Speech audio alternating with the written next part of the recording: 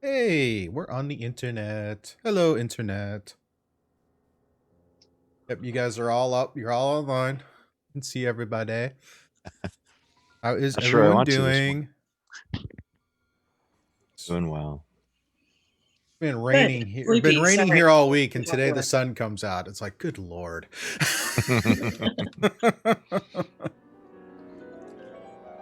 Very weird.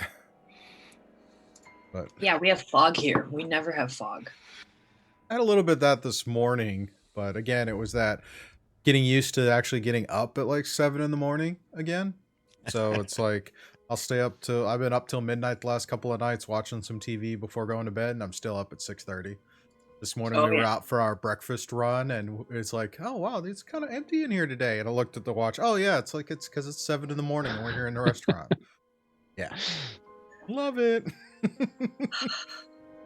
How about all you guys? How's your week been? Glad it's the Pretty weekend. good. Let's just say that. Yeah, yep. The weekend is fun. But yeah, so it's Saturday. It's more fun times playing D&D as we start our D&D routine for the weekend. Couple of shout outs to Syrinscape for the background musics and soundboards. Shout outs to D&D Beyond, and a courtesy shout out to D&D Beyond, and a courtesy shout out for Hero Forge for the tokens, because we built our minis in Hero Forge and used the tokens so we can easily identify each of our minis. So all the fun things with that. Tasha's the new book that's going to come out should be out on Monday or Tuesday. I think my local comic shop, my local game shop says they'll have it in on Tuesday. I'm sure it'll be but it's available for pre-order on D&D Beyond if you haven't checked it out yet already. And good news, gonna have audio versions of all of our episodes are going out in podcast format through all the various podcast mediums. Just look up Apple Podcast, Google Podcast, Spotify. Look for Scuba Studio, and you'll get the whole podcast feed. On Wednesday, this coming week is going to be a big drop of all the previous episodes of a lot of the previous episodes of this show, along with of all the other, like the Scuba Narai cast and Challenge Accepted. But Wednesday is dedicated to when this show comes out in podcast format. So Sweet. it's also got confirmation. You can even listen to it through Audible and Amazon, as well as Intune, which gives you access to the Echo devices. Be able to call out and do Scuba Studio podcast. So if you missed it, great. I'm trying to keep in mind a radio version of this as well. So forgive my rambling as I'm trying to get through all that. It's been a power hungry week trying to upload all of those old episodes and get it all reconfigured so it can go out. But if you listen to us here live here on Twitch, it's great. Twitch, we're live every Saturday, 10 a.m. You can also check us out on YouTube channel for previous episodes to see video version, and as I said, podcast version will come out as well. So it'll be kind of staggered as that goes. Yeah, I think that's it for my major announcements. I don't know if there's any minor announcements yet. Major and minor and all that fun thing. But hey, it's Saturday. Let's have coffee. Let's play some D&D. Cheers. Cheers. Cheers. Let me check. See if we got any of that. Oh, thank you for the 4-month sub, Sid. Thank you for the 1,000 bits, Ms. K. No, 6 days ago, but still thank you. B. Fisher had a question for you, Scoop. Alrighty, what is B. Fisher? He didn't actually put question in front of it. Okay, Oh, yes, that Shad, you bot is didn't need to active. point that one out. I saw that question. You didn't need to point that one out. Okay, now I definitely want to know. Oh. How many bits for the Wandering Monsters challenge? Well, you know what? You can check out here on Twitch there's a little panel that says viewer interactions. It'll tell you how many bits you can throw to that. Also, if you go to the channel points, there should be a channel point value for a wandering monster as well. And you could also tip directly to the stream by clicking on the support button. It'll send you a link over so you can like do a PayPal transfer and just give money directly over. So a lot of ways to do the Wandering Monster, and I actually have a table for Wandering Monster as a part of my prep, which will be based off of Xanathar's Guide to Everything, because it has a bunch of wonderful per level random encounters. Since we're heading into the Underdark, it'll be the Underdark, and since these guys are so awesome. That's not what you wanted to say right there. I already know. We try to be a family-friendly show, so I will avoid. I try to avoid cursing as much as I can. Even though standard media says PG-13, you can do some swearing. It's like I'm trying to, use different words in that vocabulary thing. Vocabulary. So our random encounter table is going to be levels 11 through 16 monsters, because you guys. What? It breaks it down. If you're not familiar, is you have your level 1 through 4, and then 5 through 10, and then 11 through 16, and then 17 through 20. So it's based on the same thing as the traditional tier system. When you look at the Dungeon Master's Guide, it'll say like, okay, here, like tier 1, tier 2, tier 3, tier 4 level play. Interesting little tidbit: back in the older versions of D&D, when they would release modules, they would actually make modules and put a little identifier on the upper corner for what tier you should be running that encounter at, and it's built and set up for that. This particular module that we're doing is built for a large group of level 8 characters, with the expectation that there is going to be a lot of attrition that might whittle down a weaker party versus a stronger party. So normally I have 5 to 7 level 8 characters instead of 4 level 8 characters who have quite a bit of capabilities and tactically. I mean, case in point, last week you guys faced off against 30 creatures, and just went, yeah, bye. So, yeah, that's true, I suppose, yeah. Anarian was hurting pretty bad at the end of that. Oh, yeah. I was getting a skosh worried about that. So was I. I was like, heal. Oh gosh, I don't have enough heals. but on the same token, when Anari connects, things tend to lose limbs. many pieces. Yeah, but you got to wade in there to give the damage. Yeah. That means you got to take it too. You gotta stick all your toe good. in the water. Yeah, and B Fisher, don't apologize. It keeps the stream interesting. That's why we allow the tricksters to influence the world. I'm sure it'll be nice too, versus the whole wild magic all the time. Yeah, I was gonna say, just let's keep it a little balanced this time. Get the party a little something now and then too. Although personally, I can't really complain last week because that wild magic was just like, oh, zap that way, and I'll resist that, and I shall do maximum damage on that, and I've got my spells back. Okay. Yeah, that did work out pretty well for you, didn't it? Yeah. That was highly amusing. Kind of like the deck of many things. There's a few things that are really nice, and then there are a lot of things where it's like just a whole lot of nope. Yep. Oh yeah. So much nope. So much nope. But yeah, if there's questions or comments in the chat, just put a question in all caps in front or comment in all caps. There's a bot we have running that should filter those over, be able to get to those in case I miss them, so we can get them answered. And yeah, I think we're ready to kind of get into this. Where we last left off, you guys had spent the winter in Twilight Gap, making sure it was secure, and it's getting to be spring. Done some renovations and whatnot for your base in the Shadowfell, or your summer home, I guess, if you want to call it, or winter home, whatever. And then afterwards, in the spring, you were requested to come and visit a dwarven diplomat and trader, and he had he had hired you to venture into the Underdark, to a lost dwarven city, to find an ancient dwarven artifact called the Shards of the Day. which is a collection of swords and an orb that, when all assembled, can do really interesting things. And you guys started. You first went off to a relatively mediocre silver mine called the Dells, and going and entering the Dells and starting to venture down and down, and eventually you come to what looks to be an old abandoned entrance, fortress style entrance.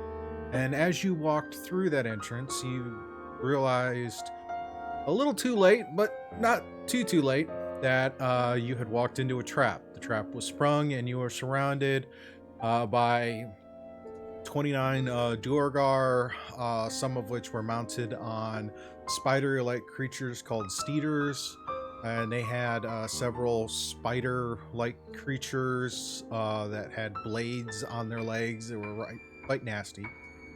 So they had surrounded you and felt that they had the upper hand until a couple of well-placed fireballs, for some weird reason, decimated their numbers. And soon you were surrounded by a pile of corpses and looking about. And that is kind of where we will pick up where we left off. So I'm going to go ahead and head over to the map because we still have stuff on the map. Alrighty. So, I've already cleared away the bodies from the map, but know that there are quite a bit of them there. I know we said we weren't going to take a long rest, but we were going to take a short rest and maybe just have a look at the corpses and stuff. Did we agree on that one? I think that, or you wanted to make sure the area is secure, because right now you're kind of out in the open. Yeah. Cool. Definitely take a look at the bodies, see what we can find. Whole lot of stuff. Hopefully some of it useful. I can't guarantee that, but it's definitely more stuff than you can carry. I mean, I was thinking about this morning actually, is if we at least stockpile it near where we actually came into the area. So obviously we had the doorway that closed behind us. If we just sort of stash it off to one side so that maybe if we make it out the other side, we might not come back this way, is at least we know we can get back into the other side from the mines, is we can maybe come and collect it later rather than try and take it all with us. Who knows if we're going to be coming back to this side again, though? I think that's probably the biggest question. Yeah, but the thing is, if we don't come back out this way, we always know we can come back in this way on the other side because we're not that far from the cave entrance from the mines. So if at least we stash it here, we can get through this door and to it later on. That works. Sure. Yep. Anarian, how you feeling? Do you need some healing? Yeah, could probably use a few more points still. Getting kind of low on spell slots. I was gonna say, if that's the case, though, go ahead and save your spell slots. Let me see here. How short am I? I've got one. I can do it. I've got a healing potion too that I can, a couple of them that I could probably use. Save the spells. Probably a good idea. Yeah. So. I also have some healing potions if you need it. All right. Let me. I'll go ahead and take one of my healing potions. 2d4 plus 4. Well, that'll help some. 7 points back. I'm in better shape, so it should be all right, as long as we don't run into anything super nasty.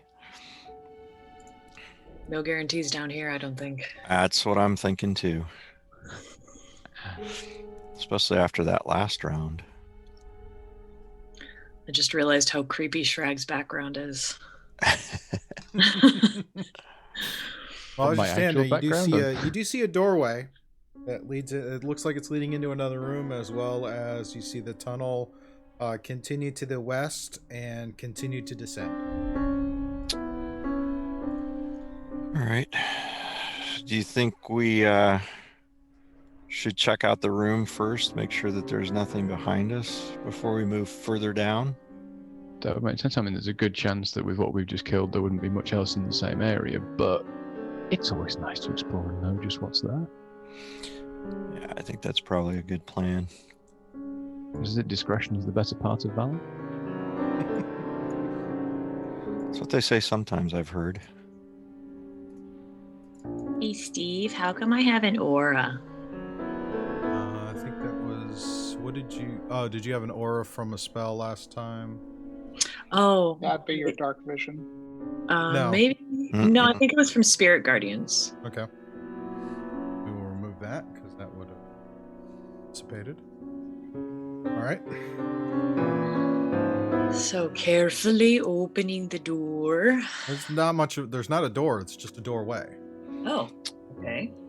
Carefully Ah. going through the doorway. All right. This room is in extreme condition of disrepair. Its gray walls and ceiling are devoid of ornament. Oh, but there's a profuse. It's profuse with cracks throughout the walls and ceilings. Some of them appear to be crudely patched. There's a set of crude stone tables and chairs, as well as dirty pallet-like beds scattered here and there. A couple of bags of dirty clothes and several boxes of assorted stoneworking tools on the tables and floor. There's also do a quick investigation check. That's what I was just going to ask. Yeah. 18. Investigation. 17. Mine 15. will be a big whopping 14. I get the lowest in the bunch. Okay. Searching about through all the various bits and pieces, you find a bunch of bits of jewelry and whatnot. Totaling it all up, it's about 500 gold worth of jewelry. Or Duergar jewelry. Cool. Along in the various beds and personal spaces you see. Just so we're not all. Hold on to that. All right. Well, we'll take that and figure out a place to sell it at some point. Just to say, for the sake of duplicating notes stuff, are you okay making the notes on that shard? Because you've got the Yeah, I got it. iconic. Cool. Good man. Yeah, I got it. Thank you kindly. Thank Party you. treasure. You also see on the southern wall there's a stone door. Go to the door. Do you need any of these stone carving tools, Obsidian? No? Okay. Or Going to the door. is the door kind of here? Yep, that's where the door is. Okay. All right. So I go to the door and listen. All right. Go ahead and roll perception. 8 plus 8, 16. You're not hearing anything through the door. I'll go ahead and give it a shot. Okie dokie. 26. Again, it's very quiet inside the room. Okay. I will carefully open the door and peek Whoa, my head in. whoa, just 2 seconds. We've already Yep. just come through one trapped area. Let's investigate the actual door itself first for traps. Just to be on the safe side. All right, Shrag, go ahead and roll investigation. It's going to be a 16. As far as you can tell, there doesn't appear to be any traps on the door. The door is locked, though. Ooh. Does there seem to be any, for all it's locked, does it seem to be a particular locking mechanism or access to any mechanisms on it, or is it just a smooth closed door? It's a smooth closed door, but you do see there's kind of like a stonework type of lock system. Cool. I'll look to Obsidian and ask him, well, do you want to practice with your thieves' tools or shall I? You go right ahead. You want me to try it out? Yep. All right. I'll Just try out of to. interest. What's your addition to that sleight of hand? What are you adding to it? There's a thieves' tool thing that I have. So that'll be a 20. All right, you go in there and you're able to kind of fiddle and get the lock to disengage, and then you can start to pull the door open. Ever so slightly. Just to try to peek in the room first. All right. This room smells like rot and decay. It is cloaked with tattered webs and tangles of spider silk. Hanging listlessly in the silk are the barely identifiable bits and pieces of long dead victims. A skeletal hand here, a thigh bone there, etc. And again, on the south wall, there is yet another door. I don't like spiders, so do I see any spiders in the room? Give me Or a just the webs? give me a perception check. Perception. That is going to be a 16. All right. Looking about the room, and you can kind of you don't see anything immediately as you look straight across. As you kind of shift your gaze up, there are a couple of dark spots in the ceiling that are you kind of looking through and seeing, but you don't see any. You're not seeing anything moving at the moment. Okay, I'll relay the information of what I've seen to the rest of the group at this point. There's a couple are of the dark dark- spots that could be spiders, but they're not moving at the moment. Would you like I me use- to I cast druid. I use my druid craft to light the spider silk webs on fire. Okay. Well, you guys have to kind of. Are you coming into the room to do that? Well, yep. I mean, I have a range of 30 feet on it, so Okay. So. All right. So lighting in the room.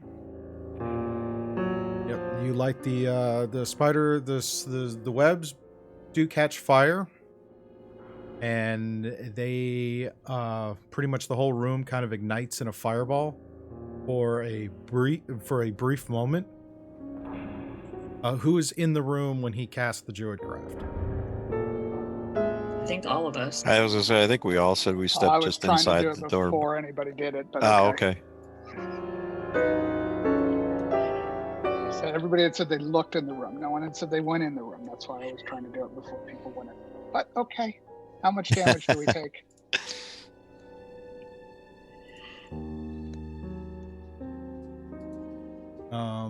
7 points of fire damage from the webs.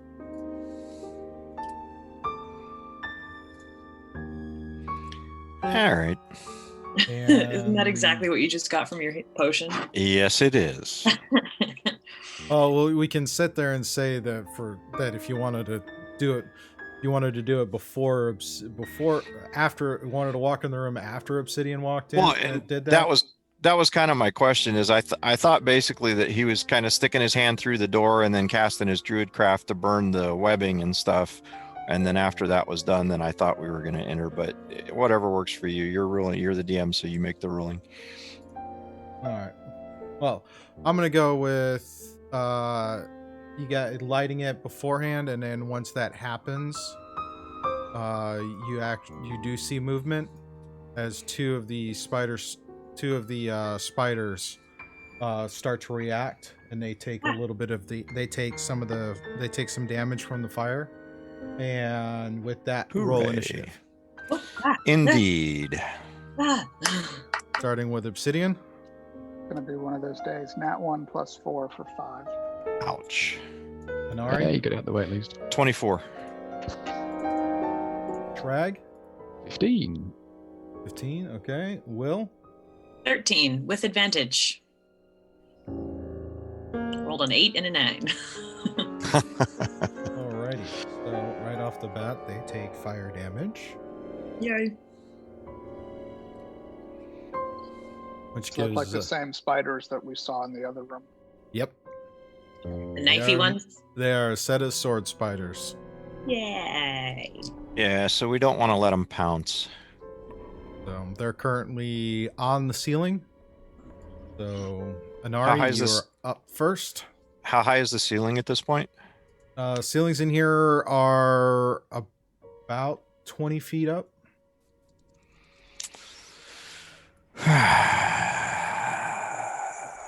20 feet up. All right. right. Well, in that case, I think I will use my longbow Okay. and I will engage the one in the far corner. So it'll be this one. Okay. And first attack is going to be a 13. 13 does not hit. Okay, I didn't think it would. The next hit is going to be a miss as well. They must have been well hidden in the darkness there. Yeah. Alrighty. And then Okay. just because... Nah, that's all right. I'll just stay where I'm at. Okay. All right. Next will be their turn.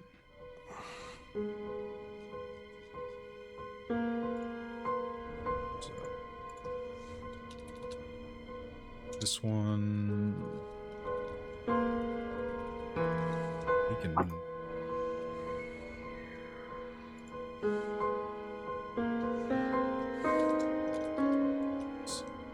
Do this at random.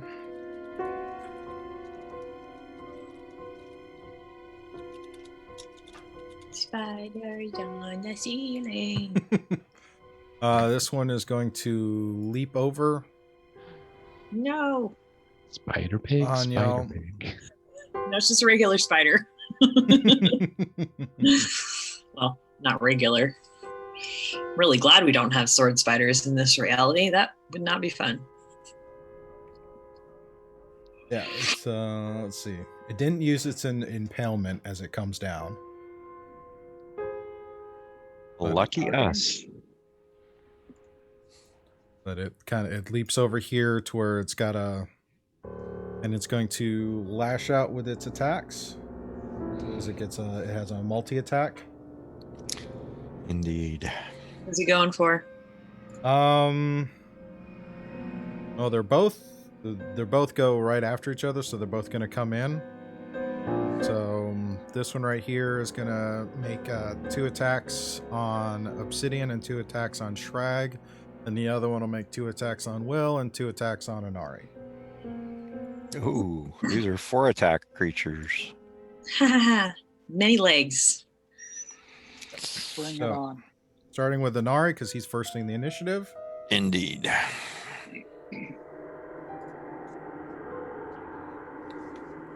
So, first attack is a 16 to hit. That will miss. Second attack is also a miss with a 9. Ooh. Next, we'll do Shrag. 2 attacks. First one. Bob and weave. Bob and weave. 17 Come on, to hit. Shraggy. No, the 17 will miss. Ready? Second attack. That one's also a miss. And 2 for Will.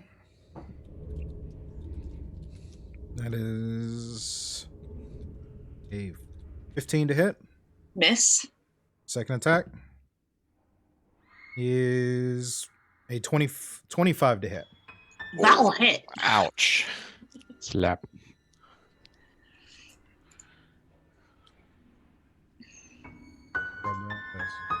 Smack it back, Will. I will. –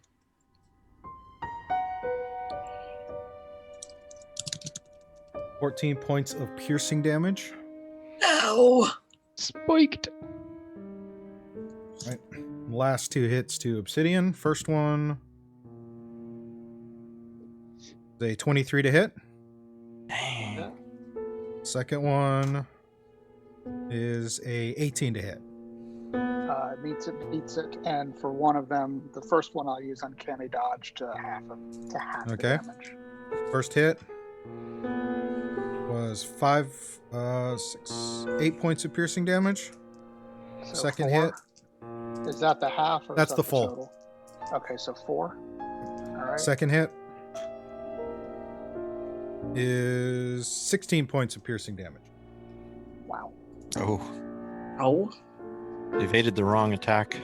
I did. I must have These run things- right into the thing. That's what I was going to say. You ducked the one right into the second. Oh no. He Next- zigged when he should have zagged. Next up is Shragnaz. Get him, Yucky. Shrek.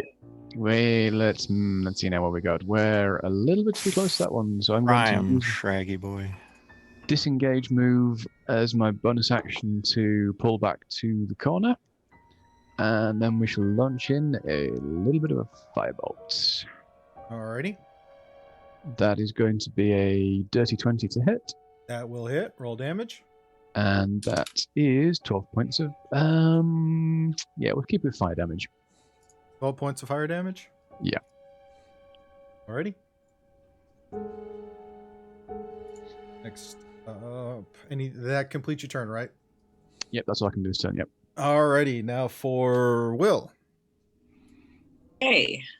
I am okay. So he's within melee range with me. So if I do a ranged attack, it would be at disadvantage. Yes. Technically, yes. Unless you have some Technically- feat that negates that, like sharpshooter or something like that. Yep. Nope. I'm not that cool. Okay. So then I'm gonna go with Word of Radiance. Okay. So you hear me utter a divine word in a divine language, and both of them need to make a DC 16 Con saving throw.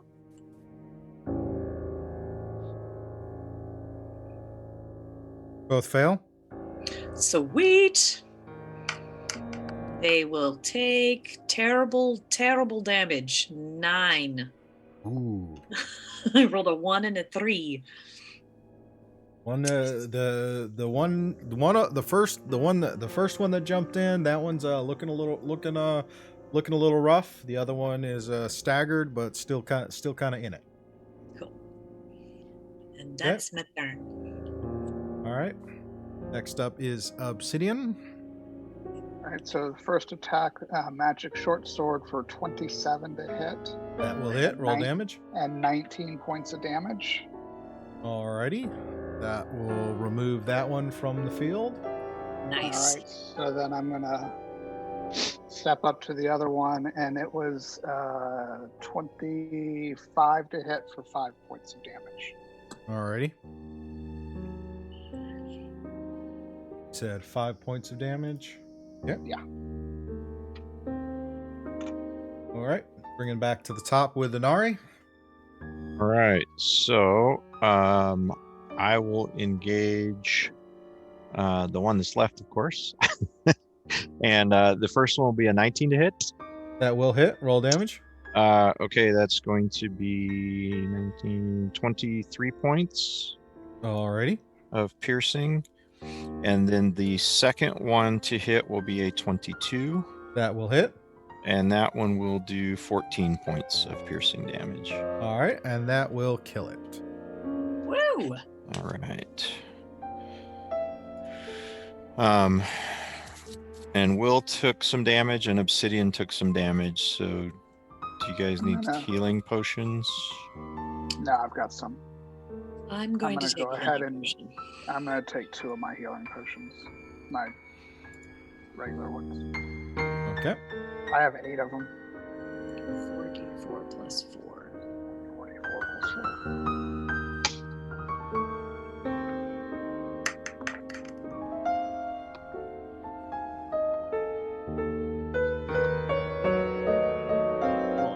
For 15.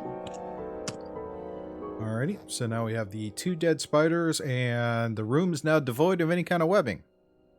There's a little bit of char. There's a slight little bit of charring on the walls, but it's superficial at best. And Search the there's room, is another anything stone here? door at the back of the room. Search the room. Is there anything in here? Anything of interest? Bones. Bones. All right, You go to the just- next door and listen. Okay. Just before we move on, just thinking for Tinkerbell, the sword spider's blade legs. I was just going to Do- ask. Do we feel that if they're actually sturdy enough that they could actually be made into weapons? In which case, could we gather them from these spiders and the ones in the other room, bundle them up, not put them into the bag of carrying, so I pierce them, but bundle them up and carry them? Could they potentially be of interest to her? Go ahead. Possibly. Go ahead and roll a. Probably want to roll a nature check to see Yeah. about as far as Either nature or survival to see about as far as breaking down the corpse. We'll go for a 17 on nature. How sturdy are those legs? Would they be usable? You could see that there could be some use to them in terms of some weapon, some possible weapon type thing. I mean, the blades are they're kind of a natural blade, like kind of like a fingernail or a tusk. So just like when you think about using ivory to make ivory used to make candles and hilts and certain creatures or certain resources to do that. Also because they're spiders, and given that they are a large creature, there's also the possibility of breaking down any type of venom sac or venom gland, because knowing how spiders traditionally consume their meals, there's a possibility for that as well. Okie dokie. I think we definitely try and take the legs, but so what do we get if we take them? How many? There are at this point there are 7 of them to pick through, so it would be a survival check on each of them, as far as to kind of surgically remove the legs. Plus the legs are all going to be roughly about the size of Shrag. or Will, you're a short race too, right? No, I'm a human, but I'm just kind of a short human. Yeah, so I mean, for you guys, they're definitely going to be as to the joint. They're going to be at the various segments. They're going to be about as big as Shragnaz is. Fat dudes. And Narian, how much will your quiver hold? Could we put them in your quiver? So on my quiver, the largest compartment can hold an equivalent size to like a spear or a javelin. So there should be plenty of space there. Yeah, these would be roughly that length. Can I help? So we can put them in our or we can put them in my quiver. So how do you want us to roll this, Steve?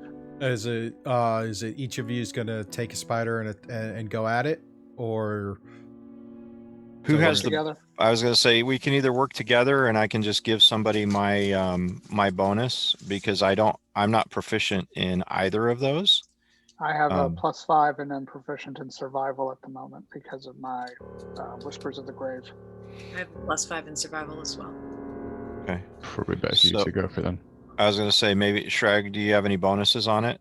I've only got a +1. I'm not that well in survival. I'm more about the nature. So why don't you help Will and give her your +1, and I'll help Obsidian and give him my +2. Yeah, it's advantage. If you're going to assist, you're going to do advantage. Okay, that's fine. I don't pass the bonuses along. Okay, so that if works. You pair up and go after individual ones, I said 7, so one pair does 3, the other pair does 4. Yep, sounds good. So it'd be 3 different checks. So my first one on the advantage is an 18. Okay. 14 and 5 is a 19. Okay. 18 and 5 is a 23. And a 13 and a 5 is an 18. All right. So for all 4 of them, you're able to get 6 of the 8 legs. On each of them? On each of them. So Will? That's 24. You said I'm doing 2? You're doing 3. 3, okay. So I got a 14, a 24, and a 22. All right. So on 2 of the spiders, you're able to retrieve all 8. You're able to pull apart all 8 legs. On the last one, you're able to get 4 of the 8 legs. So 20. More. So that's a total of 44 legs. Wow. And did we get venom sacs too? Is that what you will use? That on the 2 that you got the above 20s, definitely. Be able to get some venom sac and take some bits off the carapace, which could be used to possibly make work on something else. Probably about 20 pounds per on those 2 you got over 20. Nice. Shad, the ones you got that were you didn't have any rolls over 20, right? I had one. One, so you can add in another leg, so 25 legs, and then that one, you're able to also get the venom get some of the venom, and be able to pick apart the carapaces. So on all 7 of them, about 20 pounds of the carapace that is salvageable to use. So that's what, 140 pounds of the carapace for potential use in some kind of crafting. 40 plus legs, and then venom sacks from half of that, from what, Three of them. 4 of them, because you got 120. Or yeah, she got 2 and you got 1, so yeah. 3. Okay. And the venom sacks are a decent size, so it's probably something in the neighborhood of like 2 gallons of the spider venom. 2 gallons total or each? Yeah, total. Okay. Because we'll never remember this when we get back to. That's why I'm telling you. That's why I'm taking the time to tell you now, so Make you can the make notes a note now. of it for that little bit. How long the venom will last, or what its effects are, outside of thinking what spiders, or how it has to be kind of boiled down in an alchemy, in as far as alchemy and stuff. But at least it's something. But yeah, already quite a bit.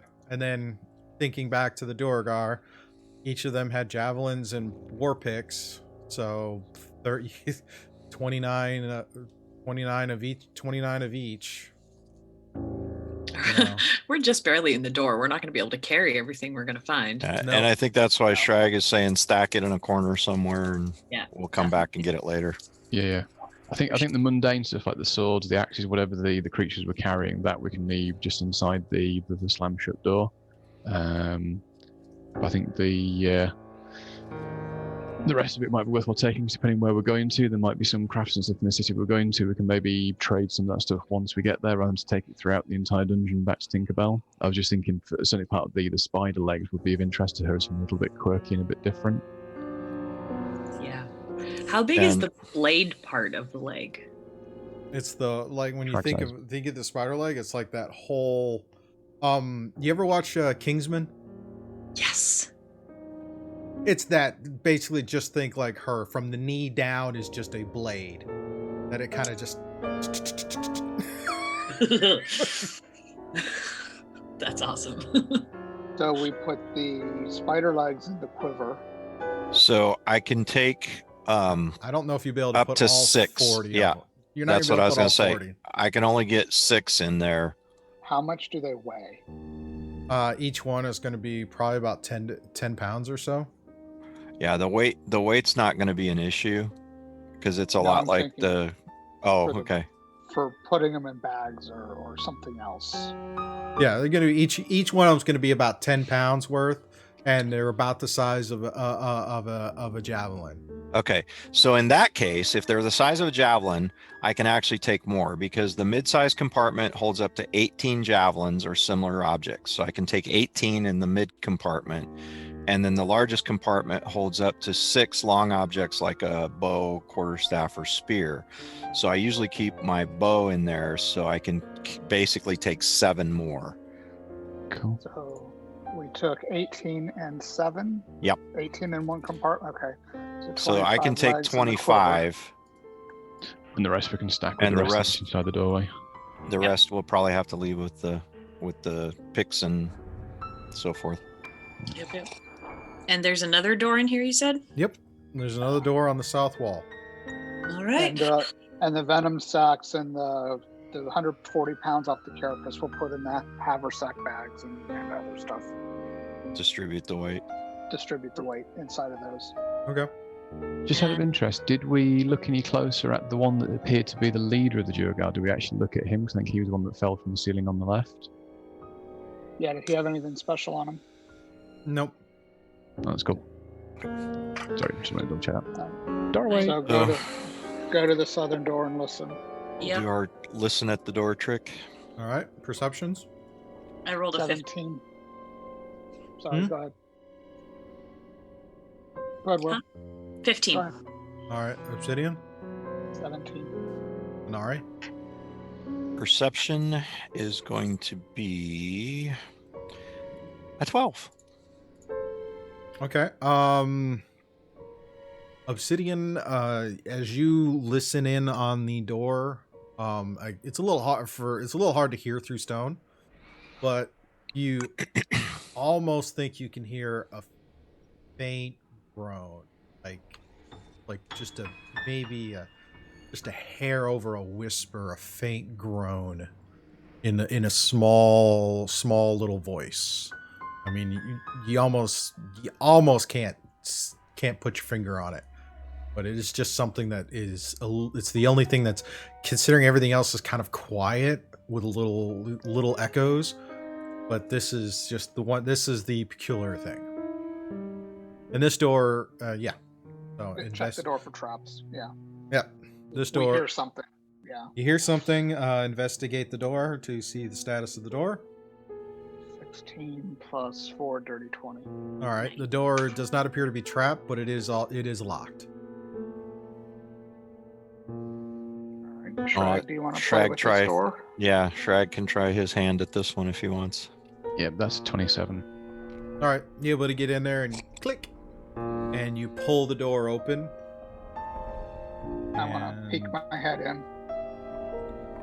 The door opens smoothly and quietly, in testament to dwarven craftsmanship. The room beyond is dark, but two eyes glitter in the dark interior. They belong to a haggard and starved Deep Gnome prisoner. He sees you and attempts to speak, but his tongue is so swollen and his lips are so dry and cracked that only unrecognizable noises come forth. He's hanging by his wrists from two slender ropes, his feet swinging slightly above the floor. Which To one his is it? left and right are other gnomes, strung up in a similar manner, but their heads are bowed down in unconsciousness. Okay, so I go up to the first one and I'll take my knife and cut him down, or my dagger and cut him down. And I will give him water from one of the water skins I have and pull out some rations to give to him. He's not strung up by rope, he's strung up by chain. My chain? Okay. Can we- Are they rusted or are they sort of still fairly reasonable locks we can pick? That's what I was gonna Go ask. ahead and give me an investigation check, Greg. It is nat 20, 24. These chains seem to be in fairly good condition, as if they're somewhat maintained. So they're in good working order. Cool. Do you want me to rattle off 3 quick sleight of hand checks to unlock the manacles? Oh, we have 3 rogues, so 1 rogue each. Obsidian was going for the first guy. Do you want to go for the second one and Inari for the third? Sure. Yeah. All right. I might ask Hillary for assistance if when I undo these and I drop them to the floor. I'm not that big to catch him. Well, they're deep gnomes, so they're not much. You're actually a little bit bigger than they are. Yeah, all right, 10 inches makes all the difference. So, I mean, if you're kind of picturing it, they're strung up, and it's like their feet are just barely touching the floor. If at Oh, that's all, okay. maybe if there was a slight breeze, this toe would just lightly scrape across the floor. Okay, So that's cool. it's not terribly unrealistic for you as a goblin to kind of reach up and do this. Oh, that's cool. I will help by just kind of holding a little bit of their weight just under their arms to help them settle down gently, because who All right. knows how long they've been here. Are you helping the one that you're helping the one that Shrag is going to? Yeah, the one that's conscious. That's the one Obsidian's on. Shrag is going to one of the other 2. Okay. So I'll take the first one off, in the Obsidian for right your lock picking. 12 plus 4, 16. Good to go. Inari. I got a nat 20 plus 7 for 27. Okay. Shrag. I also got a nat 20 for a total of 35. What is All right. happening? Stop wasting them. Wasted 20s, but yeah. So Shrag and Inari kind of go over there and go click click, and then they look back at Obsidian, who just took a fraction of a second longer to click and undo it, and lower him down and give him some water. Yes, water and I offer him some rations. After the water, he starts to perk up a little bit, and then kind of hungrily goes at the rations. The other 2 take a little more coaxing to kind of get to consciousness, because they were a little further along in their dehydration and starvation. But after about 20 minutes or so of kind of nursing it back. All three are conscious, and the lead one is starts to kind of jabber on and thank you. Does anyone? He has a very kind of broken common that he speaks. Helm of comprehend languages. Yeah, Okay. so I'll put my helm on so that I can communicate with. All right. So as he starts and then keeps I also do have Dwarvish. I also speak Druid and Dwarvish naturally. well, That helps. these guys would not. They would speak like maybe some Gnomish, or a variation of Gnomish, but most likely Undercommon. So Okay. your Helm Yeah, of so the helm. Comprehend Languages, does it allow you to speak in the same language? I think That's a good it's just question. understand. So we could You speak can to use them an in action to common. cast the comprehended languages. Hold on, so let me find the darn spell. For the duration, you understand the literal meaning of any spoken language that you hear. You also understand any written language you see, but you must be touching the surface. So no, you can't actually speak it. So we'd have to speak to them in common, but we would understand their reply. Yeah. Unless one of you speaks Underdark. No, unfortunately, I can only speak Goblin and Common. Nobody speaks Gnomish. Nope. Okay. No, sorry. So his some of his common is very broken and bad, like, you know, but he kind of first rattles off an undercommon, and then as you start to reply back in the conversation, he tries very hard to re-speak in common, but most of his words are in undercommon. So with the comprehend languages, you kind of get a feel for it, and he's basically saying his name is D-Tech. Or no, his name, oh wait, misplaced. Okay, his name is Abuld, and his friends are D-Tech and Ingling, and they were captured by the Duergar and have been there for quite a while, and really kind of appreciate you guys helping them out. Why did they lock you up? They're Duergar.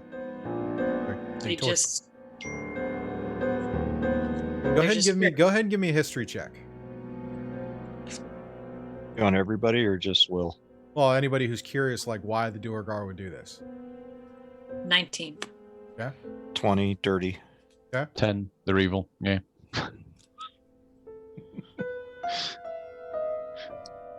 Obsidian, were you curious on that too?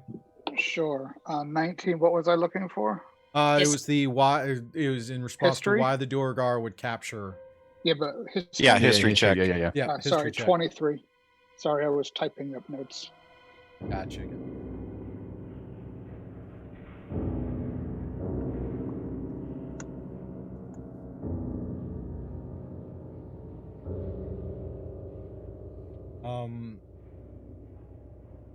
So with those rolls, just real quick for some of that history is like Duergar are referred to as like the Grey Dwarves. They typically live in the Underdark. They participate in like the slave trade, and they're just malicious and evil. They like to they torture for fun. It's like what they do for kicks. You find that most races in the Underdark can be somewhat xenophobic to each other, so there's a lot of hostility. And while Duergar are used as slaves by some of the other races in the Underdark, they, do unto others as they're done unto themselves kind of comment. So they're very much like the mirror image of dwarves, in the sense that they're just evil. Dwarves can be, somewhat lawful good and negotiate and friendly. These guys are like, nope, I just assume torture you and kill you as opposed to anything else. I try and find out where they're from. Do they live down here? Yes, they have an enclave deeper in the city. Is that someplace we can help you get to safely? Yeah, if they would definitely would appreciate the assist. They don't they don't have any weapons or any other equipment, so they're pretty much just gonna be walking along with Can- y'all. Can they make any use of the Druagar armor and equipment? There's a pile of weapons out there. They could, but there won't be much use in a fight. They're really weak from being strung up here and tortured for days and days from what you get from what they're telling in their story. They're kind of lost as far as how long they've been there. So, but Well, just looking at them, they were extremely dehydrated, extremely emaciated from starvation. So they pretty much have quite a bit of exhaustion. Will, can you provide them a mount to ride so they don't have to walk? Let's see what happens. What do we got? What do we got? Let's roll some d8s.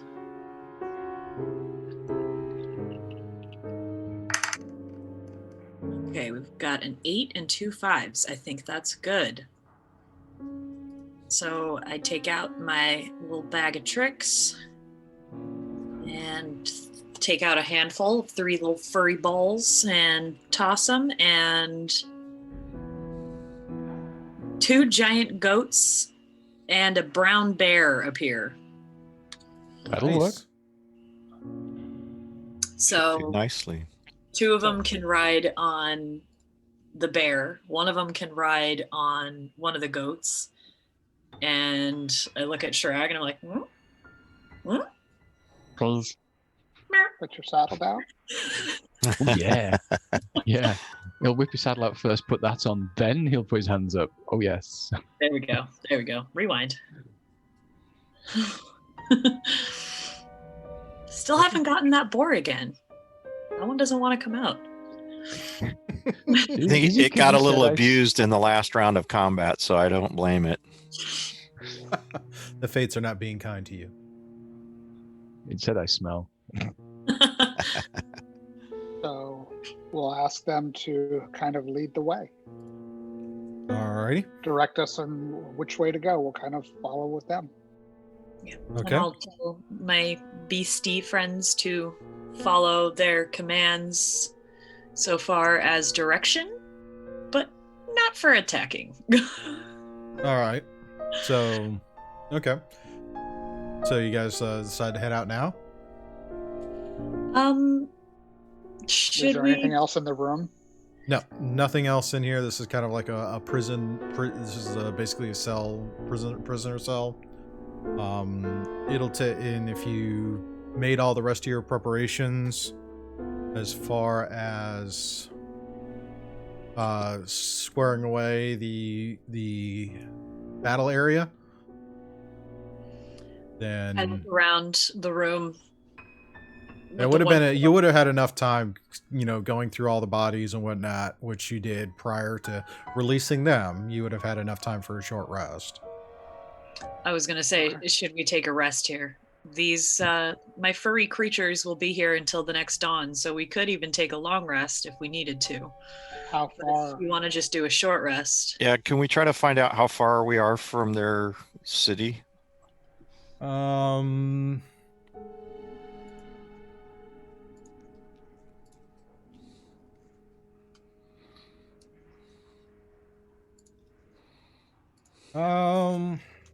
Probably a good 6-8 hours of travel. I think we need to rest here before we go on. I mean, you're still a little bit of a ways before you actually get into the city, and then they say once in the city, that's about 2,500 feet or so.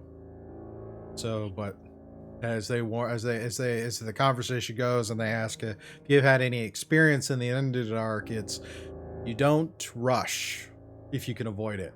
You Right. take it carefully. So it'll take about 8 hours to get down there.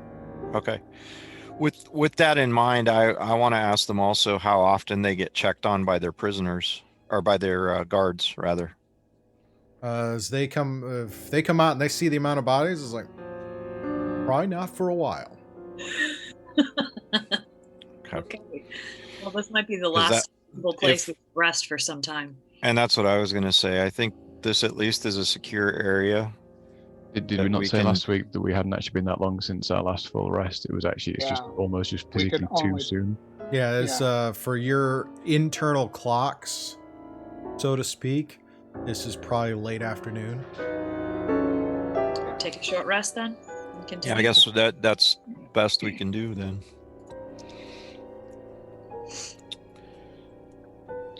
I mean, while we're taking that short rest, I will also maybe sort of try and have a look around, see if we can find the mechanism for the door that they dropped behind us. All right, go ahead and roll an investigation check. It's a 19 plus what? It's 23. All right, you're able to kind of trace back and find the mechanism that triggers the door, and after a little bit of time, you're able to reset it, so the Cool. door opens up. Awesome, thank you. On the short rest, I'm going to use a couple of my hit die and try to recover some points. Sounds good. Sounds good. Yeah, I Hold on. use 3 hit die. So I I mean, use without wishing to sound too meta, but I mean, we can't stop every 5 minutes for rest. I mean, that's why we've got the short rest hit die recovery. It's literally been like 5 minutes. We walked into the door and it was 5 minutes before we got attacked. Yeah, and spending the amount of time just going through, and you still having to travel down further. Yeah. That's fine. I just don't want to run into another 29 creatures at low hit points. You'll be fine. It's okay. Yeah. We'll just throw the deep gnomes in front of us. Says the ranged spellcaster. Hey, you do loads of damage up close. I do loads of damage at distance. All right. Okay. So starting the progression down. Yep. Can we take a short break? Sure. Yeah, we could take a quick 10-minute break, bio break or whatever, and then we'll Bio come break. back and start our descent into the city.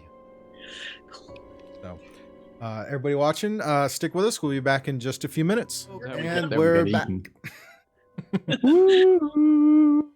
All right, that was a little longer than initial, but hey, we take a break about this and we kind of see how this goes. Yeah. So much better, thank you. Yep. So we're back and now starting the descent down. As before, the pathway kind of continues to descend a little bit, and after a couple of hours walking down, there's still some descent.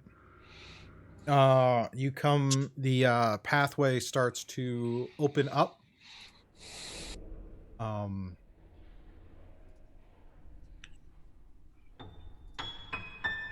Oh, back up. Okay. As you guys start to come out into the space, tokens go over and take a look at it. Talking. Yoo-hoo. You come out into this huge cavernous space. You can't see the end of the cavern. Even with your 120 feet, it extends outside of your vision.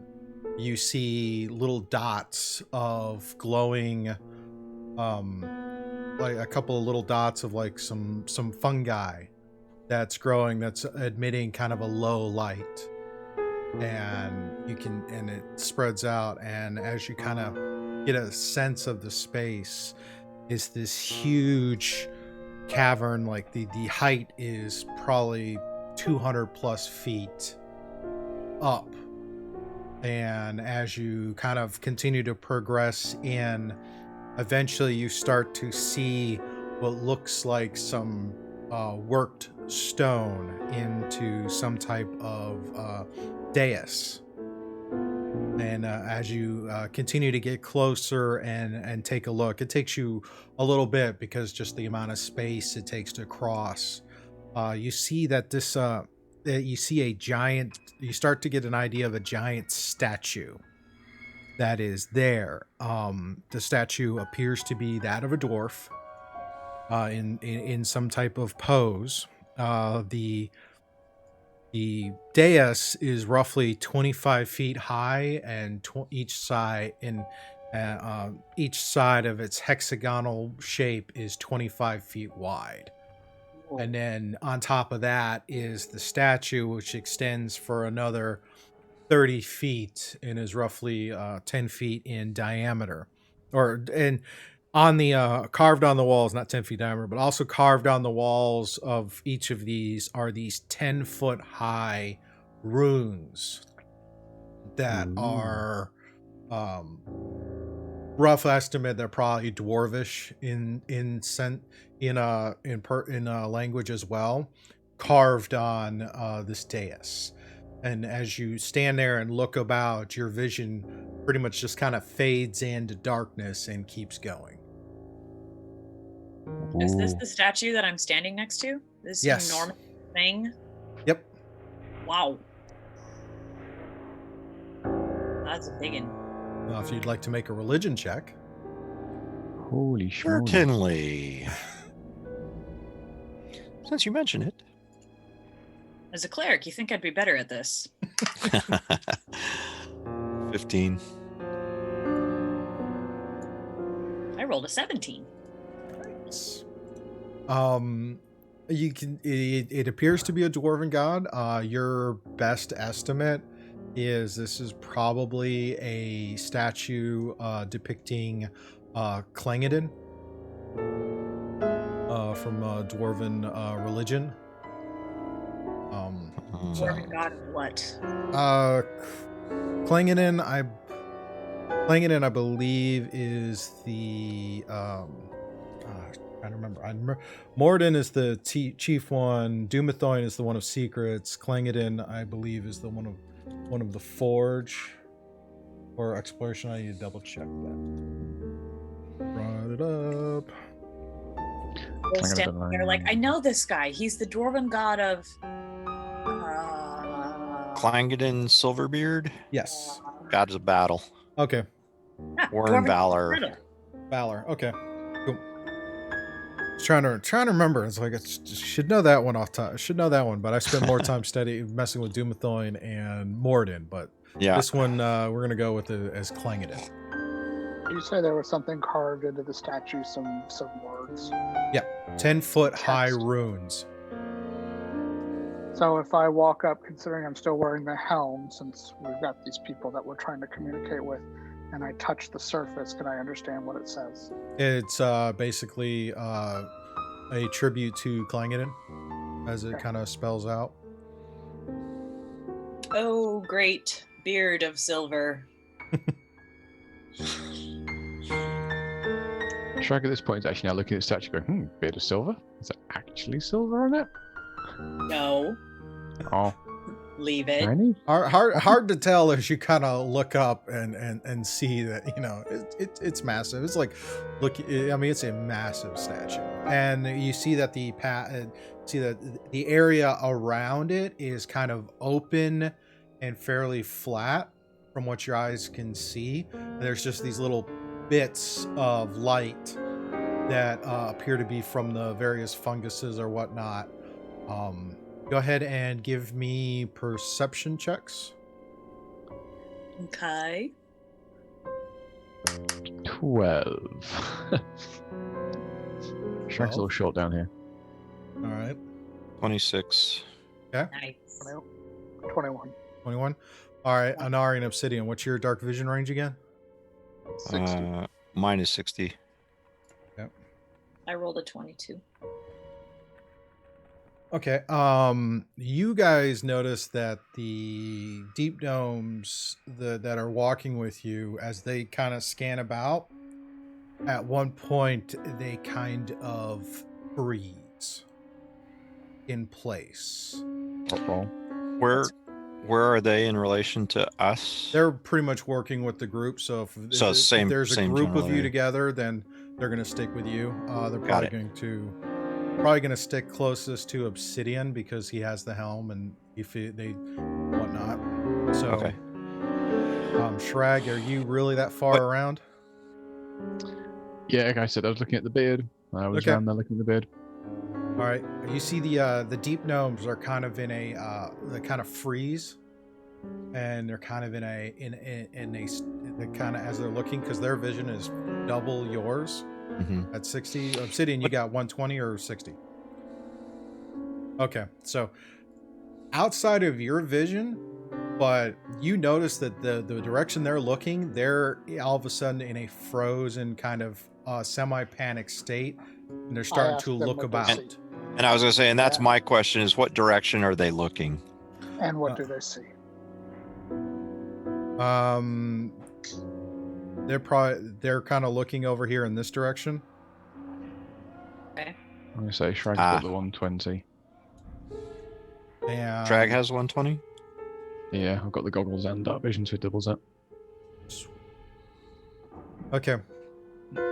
I will tell the bear and the giant goat to back up, and just to make sure to keep them away from battle. All right, Shrag, what was your perception? Mine was only a 12, sadly. Yeah, you a little too focused on the beard to notice them, and you're kind of now working around. You're kind of outside their line of sight.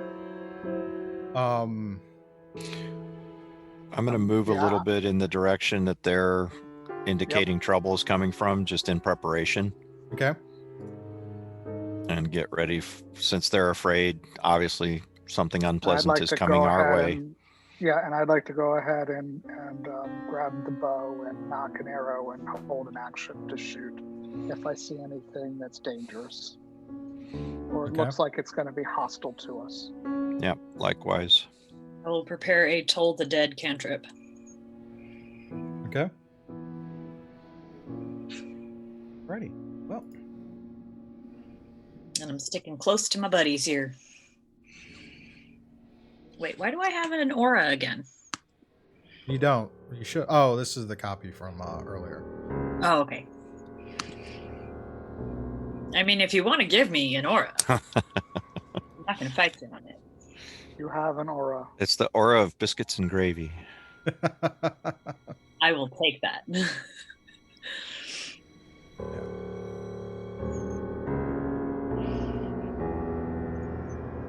Do we hear anything?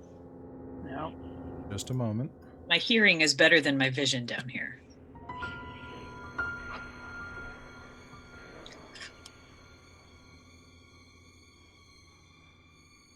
Coffee from a straw is weird.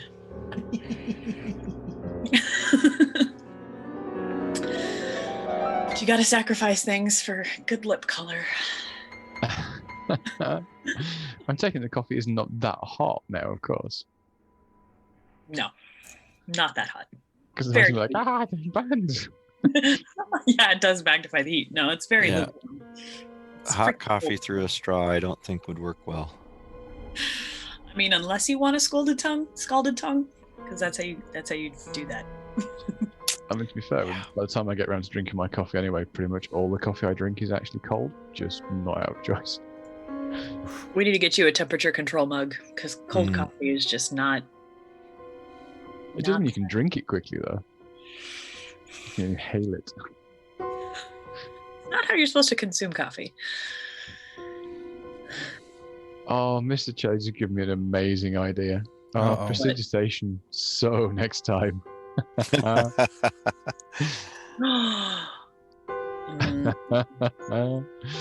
Oh. Prestidigitation is the hardest spell to say, but it is such a cool spell. There's so much you can do with it. There is. There definitely is.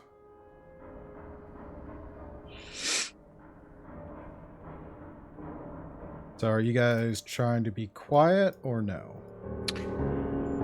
Yeah, I don't think we're going to try to give up our stealth, but All right, go ahead and give me stealth checks. I can do that.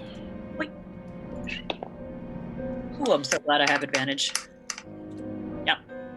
Much better. Technically speaking, I suppose Shrag would still be trying to be quiet while doing this. He'd be sneaking around looking at it, because if he's thinking of stealing it. Steal the giant beard from the enormous statue. Yeah, scrape some silver roll. Although, to be fair, I think Fates have just decided how he's going about it, because I've just rolled a 1 and a 3. with the advantage. So my total is a 13. I rolled To a be 4 fair. and a 6, so I have a 16 with advantage. Oh my gosh. Oh gosh. It's fine. I'm on my own over here. They'll see me first. So I got a 19 and nat 20. So I've got a 30. It's fine. Obsidian stood next to you just gives the game away. Yeah. I got a 21. I rolled a 2 and a 17. So really now he's going to turn to you two and just go, really, guys? You had one job. Can't take you guys anywhere. I don't know about this. I know, right? Certainly not into the Underdark. Especially Shraggy. He gets distracted by his shinies and forgets to be quiet. So what was the lowest score again?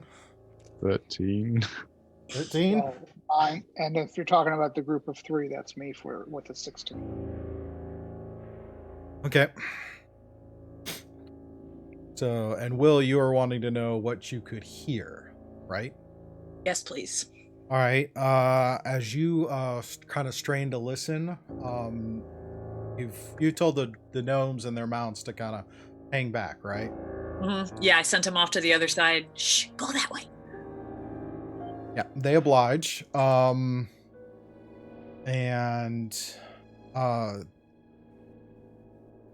You listen and you kind of hear some faint kind of breathing and growling, and it sounds like there are several of them that are several of those, but it's outside of your field of vision.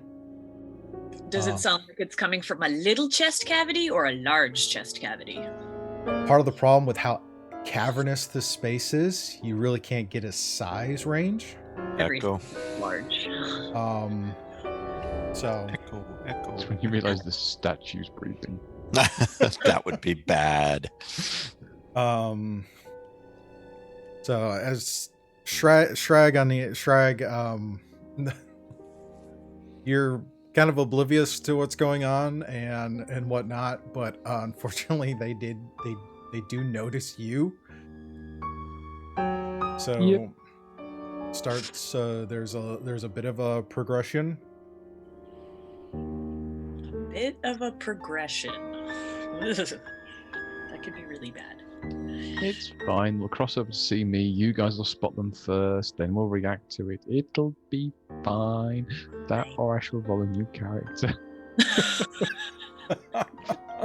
Don't worry, I promise I'll pick up your book. I'm sure we can cope. I get the book if he dies. Alrighty. So you three kind of sitting there and listening, you hear these sounds. What do you relay back to the group? Several creatures that direction, breathing, watching us. I think they saw Or moving along, not necessarily watching, but definitely moving along. Okay, moving that direction. They're moving towards Shrag. At first not directly, but they are moving kind of a east-west path. It's just as you guys look around, you notice that Shrag isn't immediately near you, and you can't see him. Dang it, Shrag! Shrag! I Yeah? just What? whispered, Shrag! Can I move towards him at all? Go ahead and give me a survival check. 18. The creatures are still out of our range of vision at 60 feet, correct? Yes. And I want to start moving a little bit further south. Yep, me too.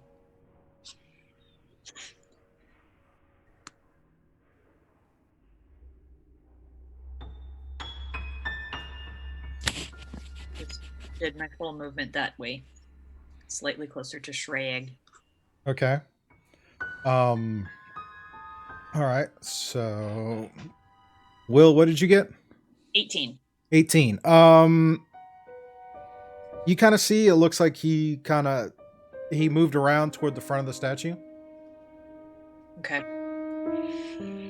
I will move towards him. Towards him. Strag, dang it.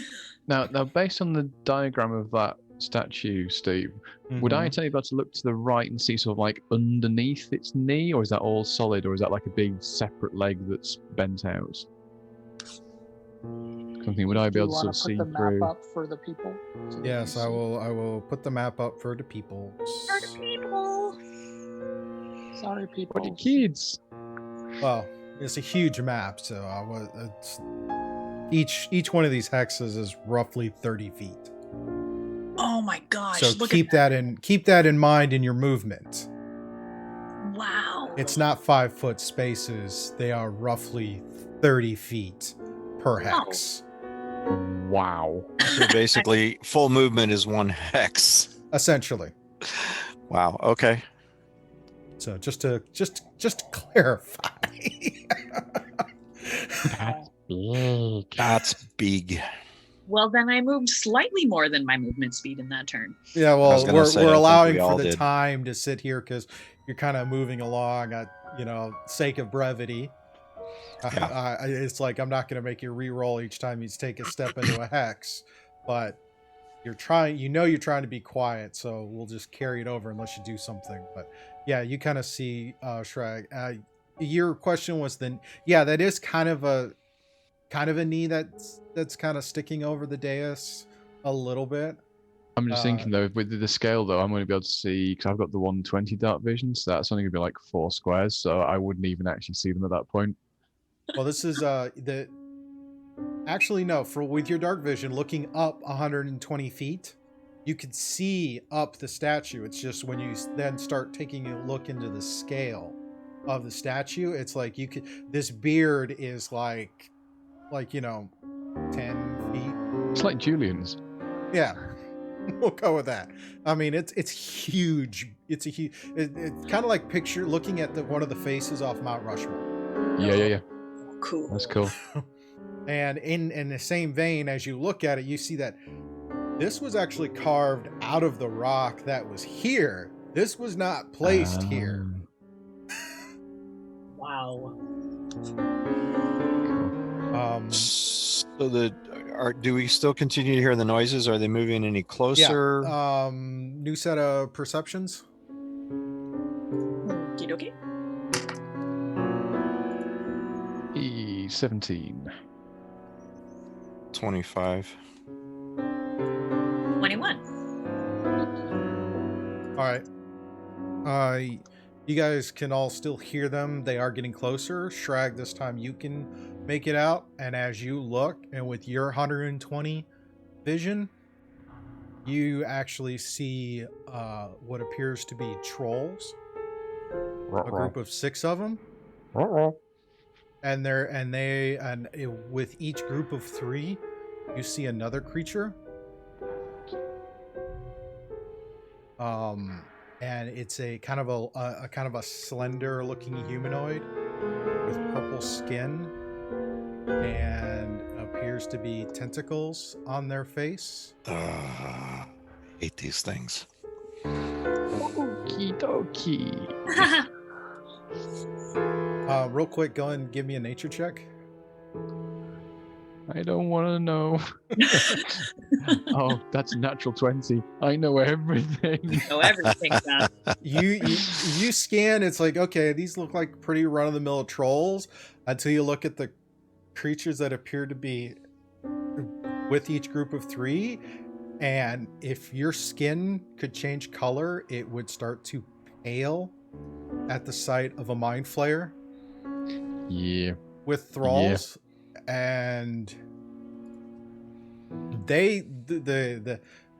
you're pretty sure that if you can see them, they probably can see you too, because you have an equivalent sense of vision distance. Uh-huh. So, and as you see them, and then you kind of look over, the party can so you can kind of move around. You can see the rest of the party, but they can't quite see you yet. Well, I'm gonna slowly start moving back to where the others were, but I'm gonna walk with like a faked kind of confidence of like I'm a goblin. I'm meant to be here. They're probably not gonna actually suspect me because hey, I'm just another creature in the Underdark. Oh gosh. So as you move around and get within you guys seeing Shrag come closer, you see he's trying to look confident, but something about him looks a little unnerved.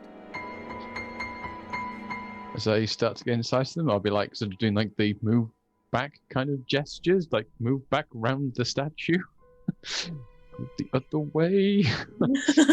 Run away! No, don't run, just walk the other way.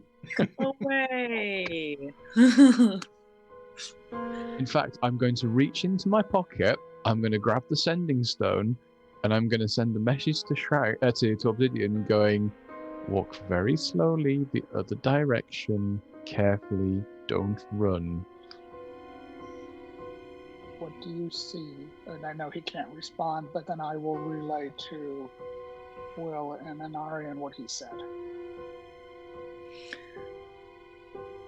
Must be those things I heard. They're coming closer. All right. So, based on the fact that he's nervous, I am going to change my ready to action into Moonbeam to cast Moonbeam on whatever it is he's so nervous about.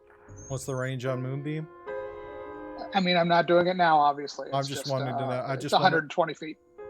You're technically within range. It would be a blind shot. So Yeah. I want to wait until I see him, so I'm not firing blind. Okay. Hopefully, we can get out of here without having to fight them. And I will take out. My arrow isn't going to be enough based on his reaction, so I'm switching my ready action. Yeah, Okay. and I'm taking out my wand of illumination. And then based on what Obsidian is saying, I'm going to switch out my arrows from my normal arrows. I'm going to switch up to my +3 arrows. Nice. Heart is racing. Don't have many of those, but the way. Hopefully I can make them count. Alrighty. So Now we quiet. Let's see. At this point, go ahead and let's roll some initiatives. I'm scared. Oh my god. Obsidian. Another nat 1 +4 for 5. Oh no. Nari. Well, I got a 5 on one roll. Fortunately, I get advantage, and the other one was a nat 20. So what's the total? 24. 24. Okay. Ragnaz. I've got a 16. All right. And Will. 17.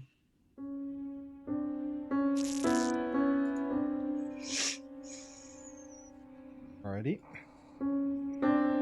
So, just to go through, we have so just to, we're gonna run through this just so that you don't get lost in track. Anari, Obsidian readied Moonbeam. Anari, what are you readying? 2 attacks with a longbow with +3 arrows. Okay. Will. I am getting my big spell and my wand ready. Okay. Shrag. I am going to. Now you know what you're about. You know what's out there. So as you get close, you see your companions are readying themselves for a fight. Yeah, I'm gonna go like that with like the no. Back off and walk away. This is not a fight we can take. So what was it? 3? So was it 6 trolls, 2 mind flayers? Yeah, I'm like, no guys, for once, cut it, back off, walk around, pretend we're meant to be here, keep moving. Unless they attack us, don't look like we're going to attack them. So you're gonna keep moving and kind of be like moving away from this, right? Yes, moving away from it, ushering them forwards. Okay, look, we're in a city. Pretend we're meant to be here. Walk away. Keep moving. So you're gonna move your full movement up to the north and around to try and break your line of sight with them, right? Yeah. Still walking confidently, like obviously when we're back to them, it's confident, like, yep, this is all meant to be here. And Marv's like in front of me, like gesturing to them of like, back up, walk away, don't initiate this. All right. So there's your turn. And next up, you see. So there were two trolls the trolls actually kind of use their dash, and they get within. They use their full movement, which brings them within 60 feet of you. So you can now, on the periphery of your vision, you can see them. Are they like approaching aggressively, like they're gonna fight, or like they're just curious about us? They're charging. Cool. They're charging. They used movement and dash, so they moved a full 60 feet closer, which brought them just within 60 feet. So within Anari and Obsidian's vision. What's your night vision, Will, with your goggles? 60 feet, right? 60 feet, yeah. Yeah, so all three of you see 6 trolls come out of the darkness. And it all kind of all full on run towards you. With that, we'll shift over to our battle map for this. I was gonna say, based on the actions, I don't think we're gonna walk away from this. I think we're gonna have to stand and fight. So yeah, let me make sure I got. Oh my god, my heart is racing. So, guys. So have you guys a little closer.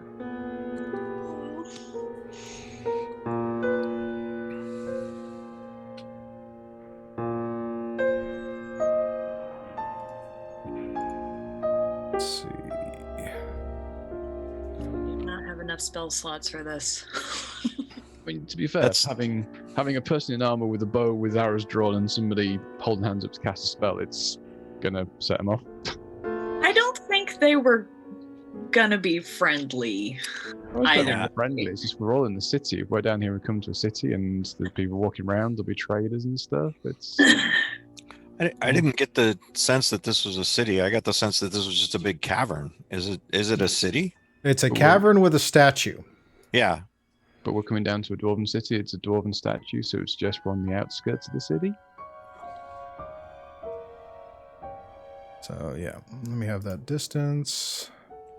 All right, so yeah. Do we need to swap something on roll d20 for that one, Scoob? Yeah, you can swap over. I should have them at distance. So I'm just finishing the...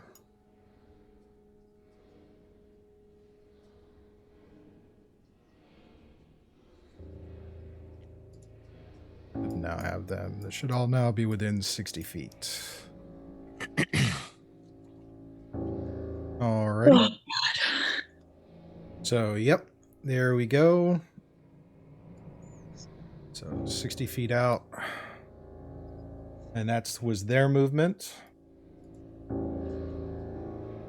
Back to up as well.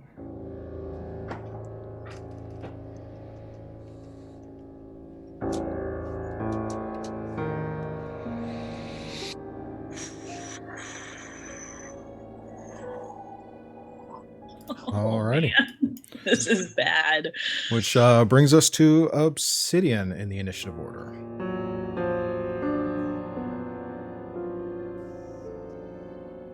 So Obsidian, what do you wish to do? You can now see this large group of trolls coming into view.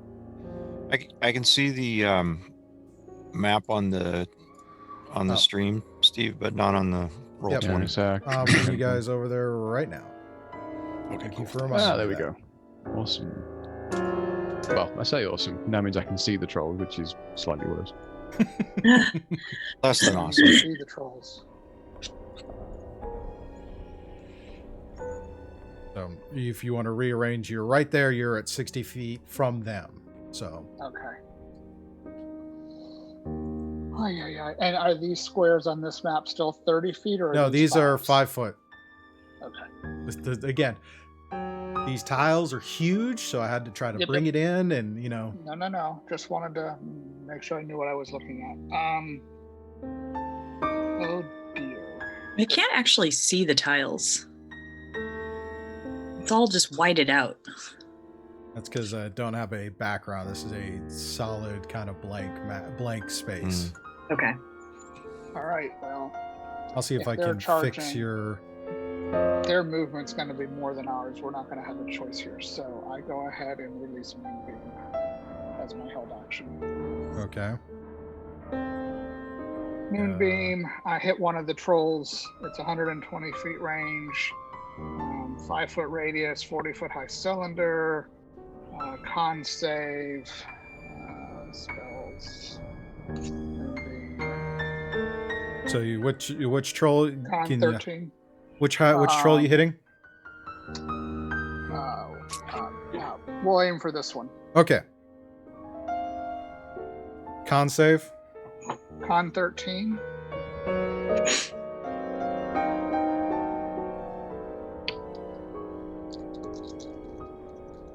Makes the save. All right, so then he takes half of 15 points of radiant damage. I'm going to use roll 20 to track the hit points and all that on this, just because there are so many, and trying to work better on that. And he is now got the moonbeam around him, correct? Correct. All right. So we'll indicate that with the purple spot. So every time every time it's his action, he has to roll the con save. Yeah. Okay. As long as he stays within it, and of course I can move it as a bonus action, I believe, Okay. which I will find out during someone else's turn. Okie dokie. Now, since that was a held action, do I still get an attack with a bow? Yes. Or does that okay? No, you. So then what I want Yeah. to do is take my short bow with one of my +3 arrows and aim for the same troll. Okay. Let's see. So that would be a +10 to hit. So that would be a 29. 29 will hit. 1d6 plus 5 plus 7, so 12 points of magical piercing. And there's an arrow. Okay. And then I'm going to say a short little prayer to Will's God and end my turn. Okay. Double check. What type of damage does the moonbeam deal? Radiant. Okay. Cool. All right. Brings us to the top of the order with Anari. So again, I'm going to ask a similar question. I had the held action of Yes, the you can attack, so take I that will actually get 2 attacks for the held action and then 2 attacks for my normal action. Yes. Okay. It's So just easier because you guys had that, so I'm just rolling.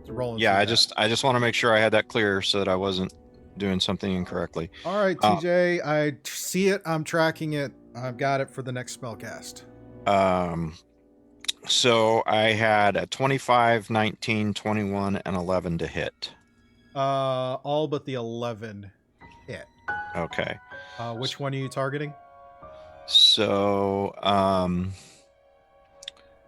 I guess I'll start at the other end. All right, so you're pinging So this. there's So you're one. going at that There's one. there's one up here. All right, so 3 Is of it the that 4. one? Ping it again for me. This one. That's the one you want to hit target. Okay. Yeah, I think that's the one I can see that's on the other edge. All right. There's one more to its left. So, or to its right. Oh, yeah, I can't see that one, so I guess I won't. Okay. I'll so consider that I this one you didn't can target see. that one. Yep, All right. just barely. So it's going to be 7, 9, 39 points of piercing damage with the 3 plus 3 arrows. All right. 39. You said. 39, yeah. 39. Okay. I need to mark off 4 plus 3 arrows because 1 missed, right? Yeah, 1 missed. All right. Back of that. All right. That complete your turn? It does. Alrighty. So next up is Will. You see? Did you have a held action from the beginning? I believe did. you did. I was getting my big spell and my wand ready. Okay. So I'm gonna move there so I can see most of them. All right. Now you got to tell me who I can hit with a 120-foot radius circle and not hit us. 120 feet. Yeah, diameter. So it's a 60-foot radius, so 120 feet all the way across. 60-foot radius. Okay.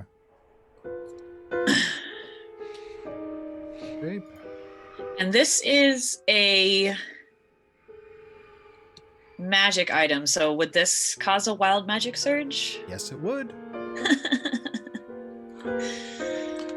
Bye.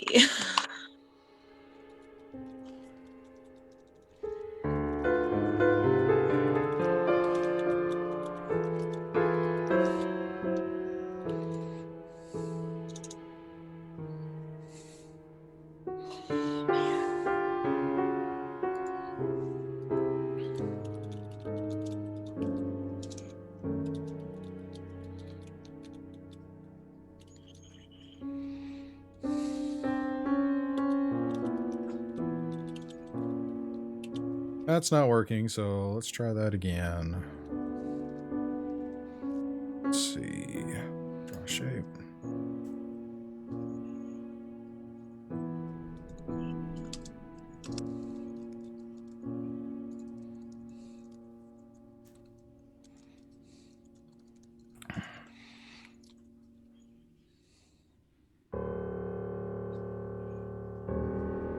See if I have that roughly now.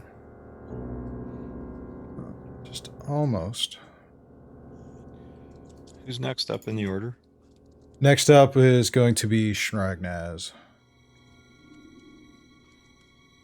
So you don't want it to affect you, but you wanted to get all of the trolls.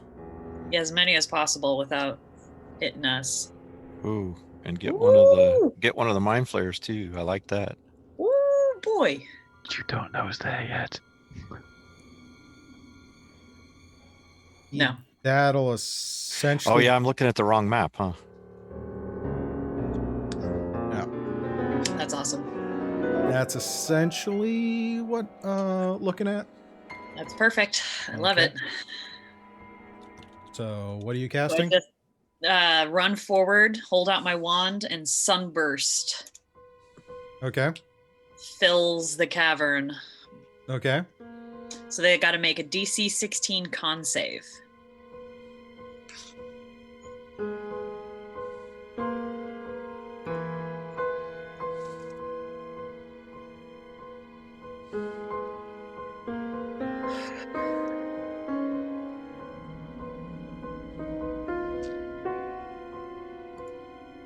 Five.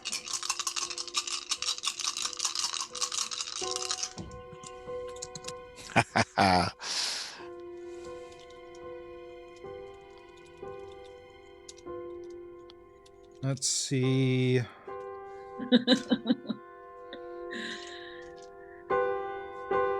Yes, indeed.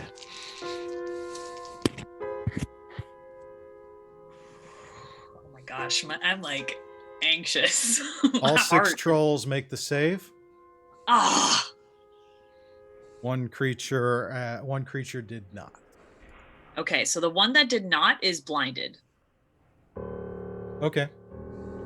and they take 41 damage unless it's halved, and then they would take 20. Alrighty. So.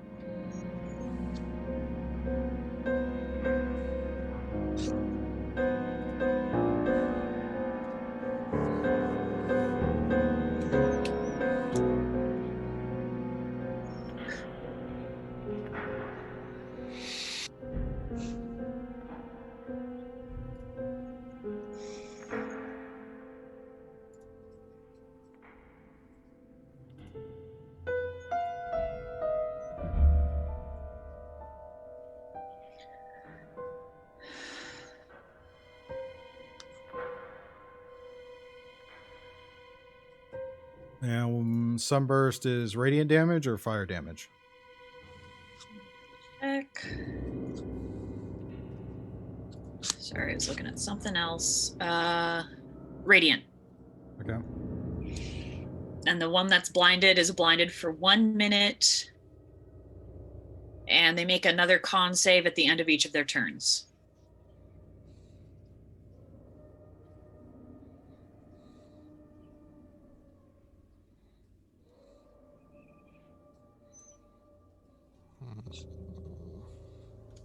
Oh.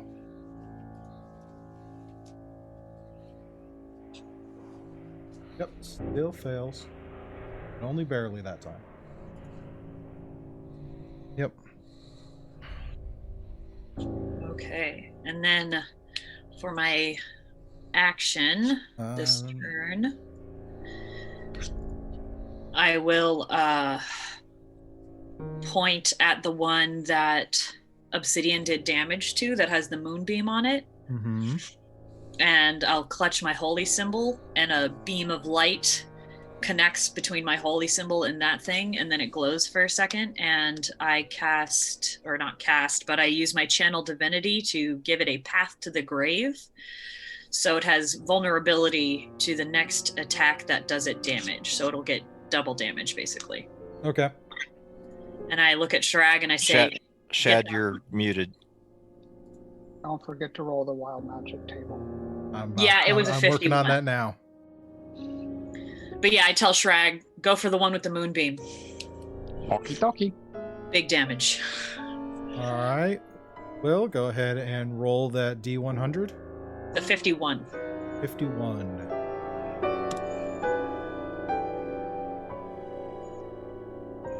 Cool. A spectral hand hovers near you for the next minute, granting you a +2 bonus to your AC and immunity to magic missile. Oh, nice. +2 bonus to AC ain't bad. For the next minute.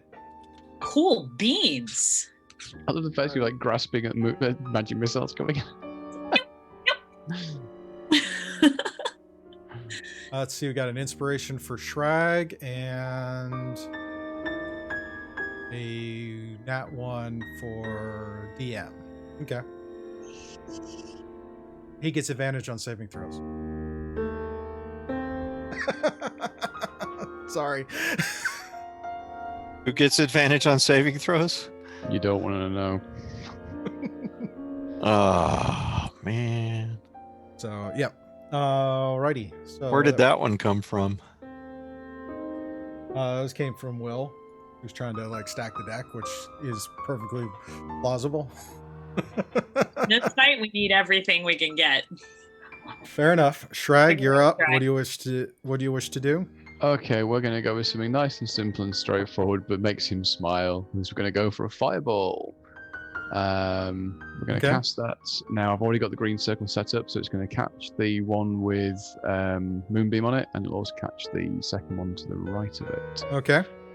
So I would like to, at this point here, instigate Hillary's natural one on a saving throw on the one with Moonbeam, please. And then we shall see what happens. So that is a DC 15 deck save.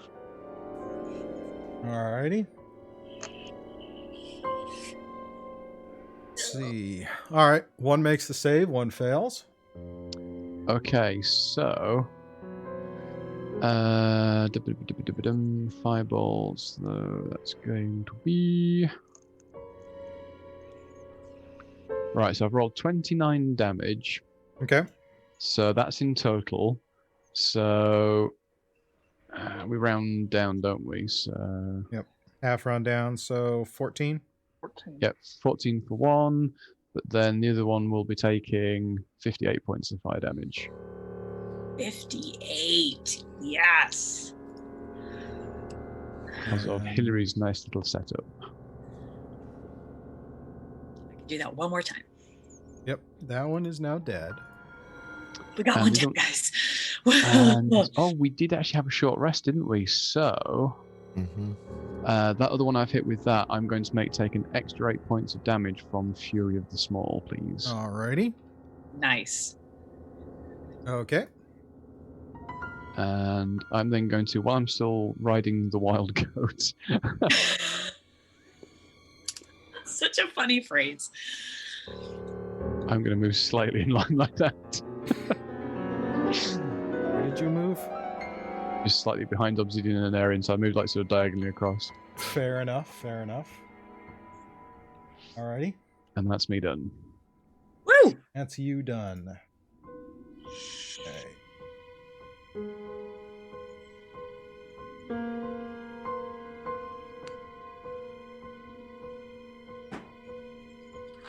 Okay, so.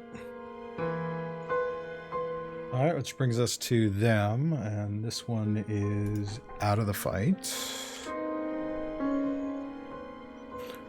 Alright, the rest of them.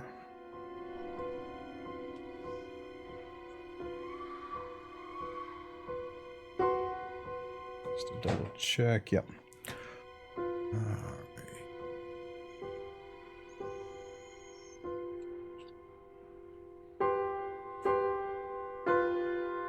Going to move there.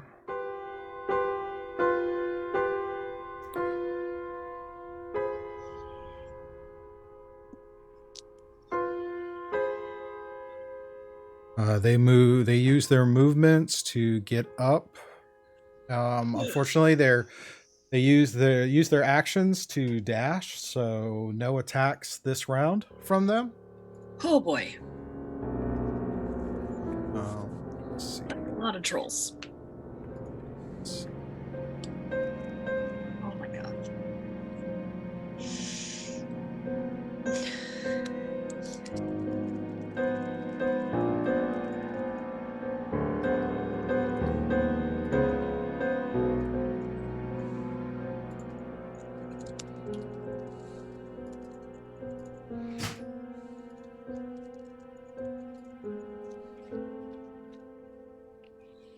Way too up close and personal.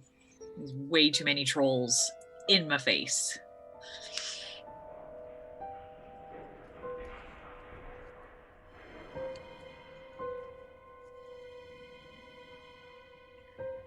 All right, so that ends that, which brings us to Obsidian.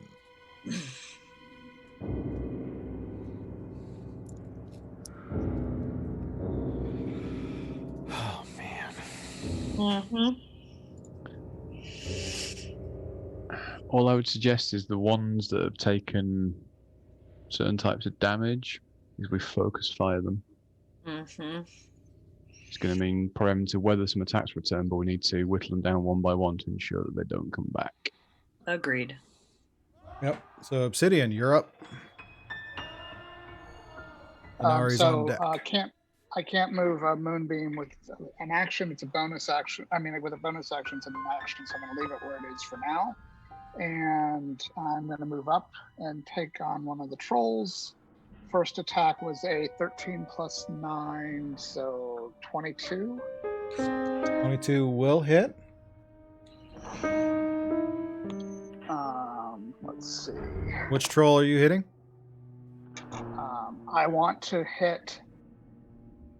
Well, I came up to this one, so I'm going to hit this one for 11. Can you ping whatever this? Okay. Yeah, sorry.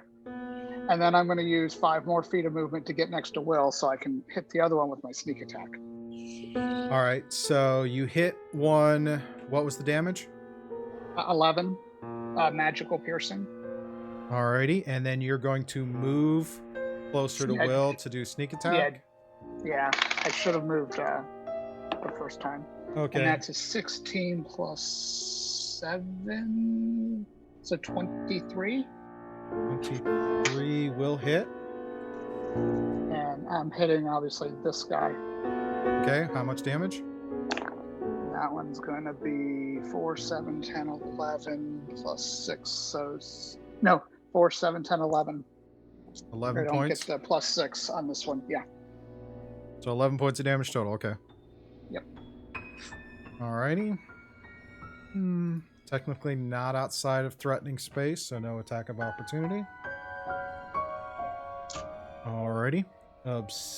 Inari, you're up. All right.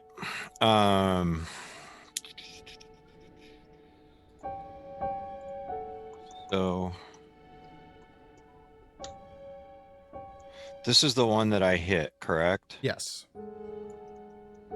All right. So I'm gonna move Oh, here. the D&D Beyond overlay is wrong, just so you're aware. I don't know if you can fix it now. And I'm gonna attack this one.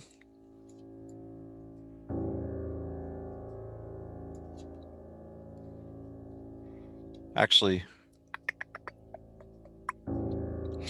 you've hit the two left ones, right? Obsidian. Yes, All right. I've hit both of these that I'm. Yeah, I was gonna say I think probably I'm gonna have to hit this one. Yeah, I can't attack this one, can I, Steve? The middle one. Yeah, you can kind of get close enough, and you could do that. Okay, because I agree. I think we need to try to take them out if we can. So, so for my 2 attacks, I rolled a 19 and a nat 20. Okay, Ooh, both will attack. hit. Roll damage. So for the first attack, it's going to be 16 piercing, Okay. and then I'm going to use one of my divine smites, Okay. Yes. and it will be another 12 points of radiant. So give me the total damage. It's going to be 28 points total. Nice. Do you not want the separate types of damage, Steve? Neither one of those strikes would have killed it. So Okay. your total point, it's still alive. I just if there was. Okay, no worries. It's just So then- when you said you added the smite, I needed to know that. Yeah. But knowing that it was not in a position to to kill it on a first strike, Right. that's why I'm like, okay, now give me the total as a whole. And I'm gonna do the same thing on the second attack with for the nat 20. Okay. And so that is, and again, do you want just total? How much was that total on the first hit? 28. 28. Okay. And do you want the same scenario Are you on? doing the divine smite on the nat Yep. 20? Yep. All right, so give me the total damage. Okay, so you just want it all together. All right. So that's gonna be Just in this instance. okay. So with the nat 20, that is going to be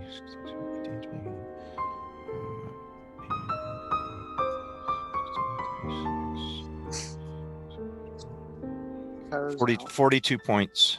All right, that's enough. Nice. That is enough. Another one off the table. Was that the one that I hit with a fireball, or is that the one to the left that was hit with a fireball? The one to the left that was hit with the fireball. Okay.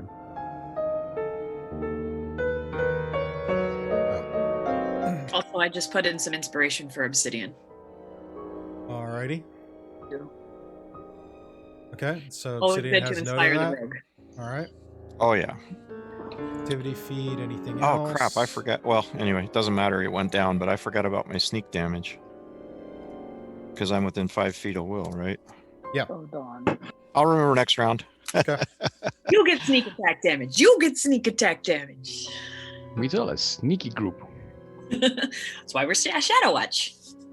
Looks like another nat 20 for Obsidian on Oh. his next roll. Come here, Okay. Mind Flayer. No, you won't be saying And I that in a don't know is minute. there. As long as he Alright. doesn't wrap his face around your face, you're fine. Gives a kiss. All right, that brings us up to Will. Hey, Oh, first kiss I've had in a long time. Oh my Okay. word. So we are surrounded right now. Oh yeah. Mhm. Which one is looking more hurt? This one or this one? Come on, Ping. The one Obsidian, the one on the far left. Okay. Then I'm gonna do this a similar thing. Grab my holy symbol. A light goes between us, and I tell Obsidian, stab that one. He's vulnerable to your attacks. And I do Alright. Path to the Grave again. Okay. And that is my action.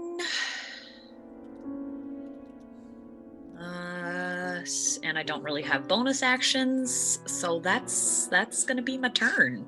Dang, I really want to try to get. Okay, you know what? I'm gonna do it. I'm gonna go out of that guy's melee range, and I'm gonna move into this guy's melee range, so Obsidian can get sneak attack damage. Alrighty. So there's an attack of opportunity with that. Yep. Okie I'm hoping my improved AC will I was help. gonna say, don't forget your +2. Yeah. Yeah. +2 on the AC. Alrighty. I'm scared. It's gonna hurt. That is a 25 to hit. Ouch. Flap. Even if I do shield, it'll still hit, so. Yep. Roll me damage, baby. Drop the dice. This will be interesting to see what kind of damage they can do. 14 slashing. 14? 14 slashing. Owie.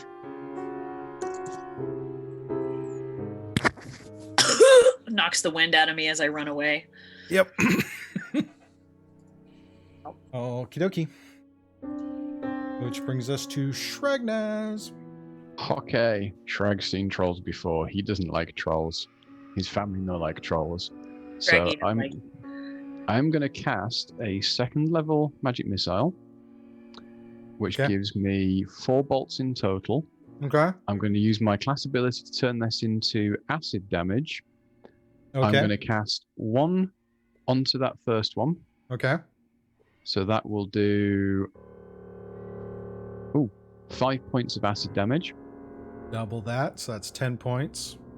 Because Yep. Will's effect gave it vulnerability on the next attack, right? Oh, And that's till your Okay. next turn or just the next attack?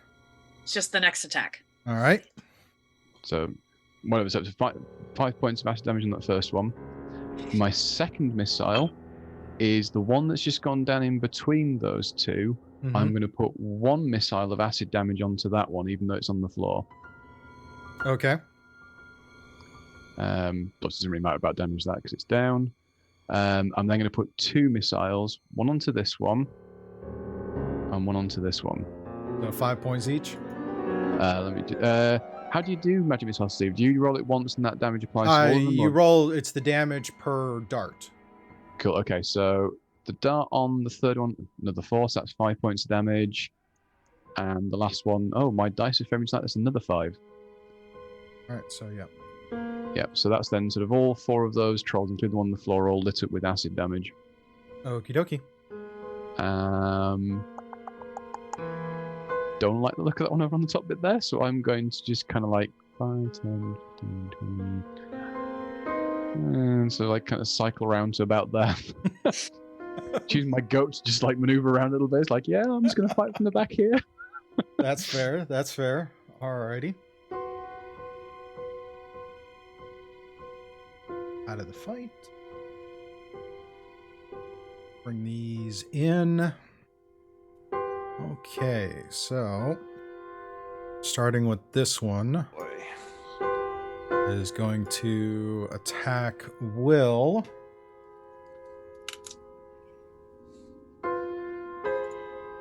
So, all right.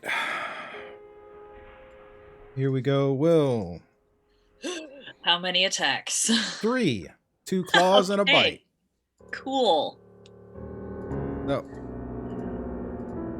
our first one is a crit fail. Awesome. Second one is a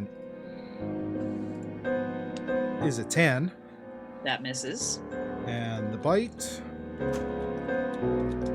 is a 13. So you managed to bob and weave out of all 3 of those attacks.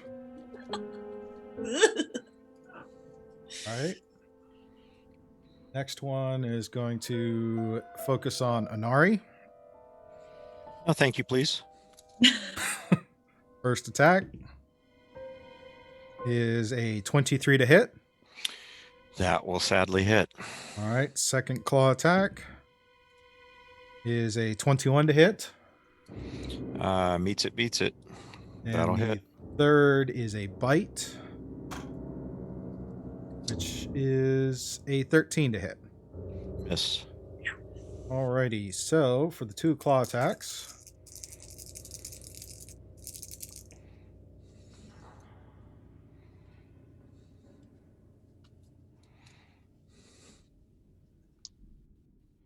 $24 points of slashing damage.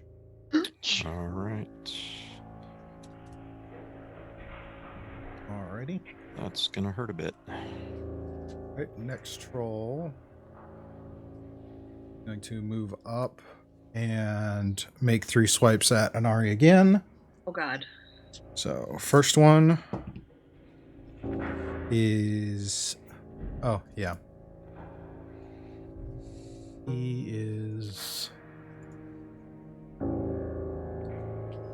prone because in that one causes him to fall because he has no weapons to drop. Yay! Yay. Whoops, Slipsy. All right, so back to that first one for Anari. That was like a 9 to hit. 9 will miss. All right, second claw attack is a 21 to hit. Meets it, beats it. That'll hit. And the bite is a 25 to hit. Yeah, that'll hit. Alrighty, so Oh no. Tanka, tanka, tanka, tanka, tanka, tanka.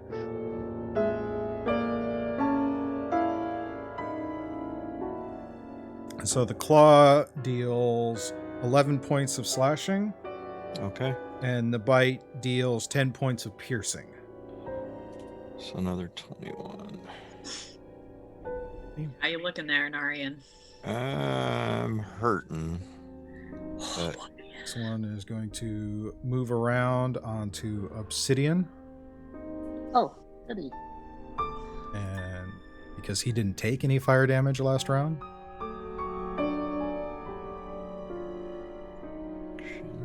And now he will make his 3 attacks on Obsidian. First one is a 12 to hit. That will miss. Second one is another 12. That will also miss. Third one is a 19. That will hit, and I will use Uncanny Dodge to half the damage. All right. 5 points of piercing damage. Was that the half or the full? That's the full. Okay, so 2. I laugh in its face. That works. Okie dokie. So, all right.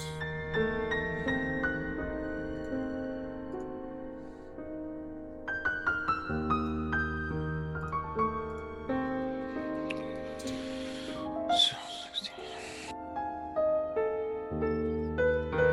Alrighty.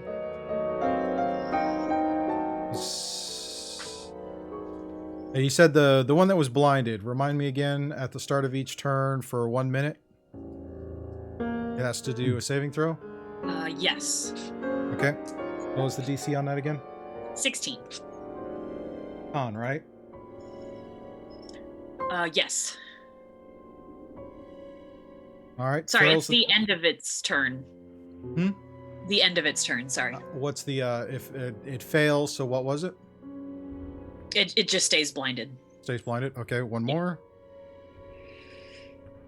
And makes it so it's no longer blinded because I remember there was a turn I didn't do it.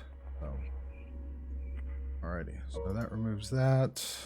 Of course, he had moved prior to that too. So yeah. Alrighty, brings us to Obsidian, and it looks like we have another redemption. Anari gets a D10 healing. Yeah. Thank you, Jinxie. I needed that. Thank you. Of all the things, that's what we really need right now. So, got a question for you. I know I got an inspiration and a D20 roll. Nat 20 Do and an those inspiration. Nat 20, yeah. Do those have to be used in the order they were received? Do they both have to be used? The D20 is on your roll? net. The D20 is on your next roll. The inspiration can Okay. be used at your discretion before the end of the stream. Okay.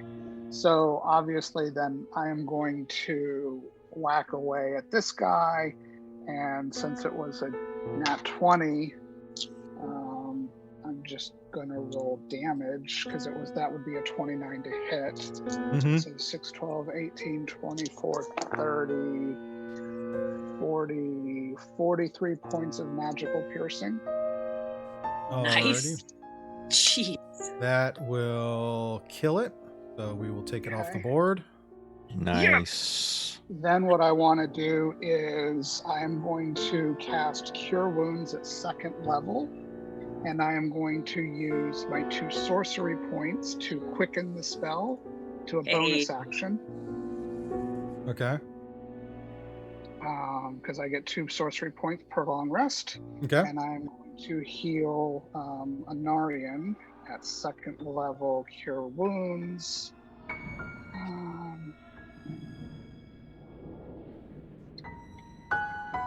I can find it. 1d8 for each, so it's 2d8 plus 1. So 9 total healing. Okay. Thank you very much.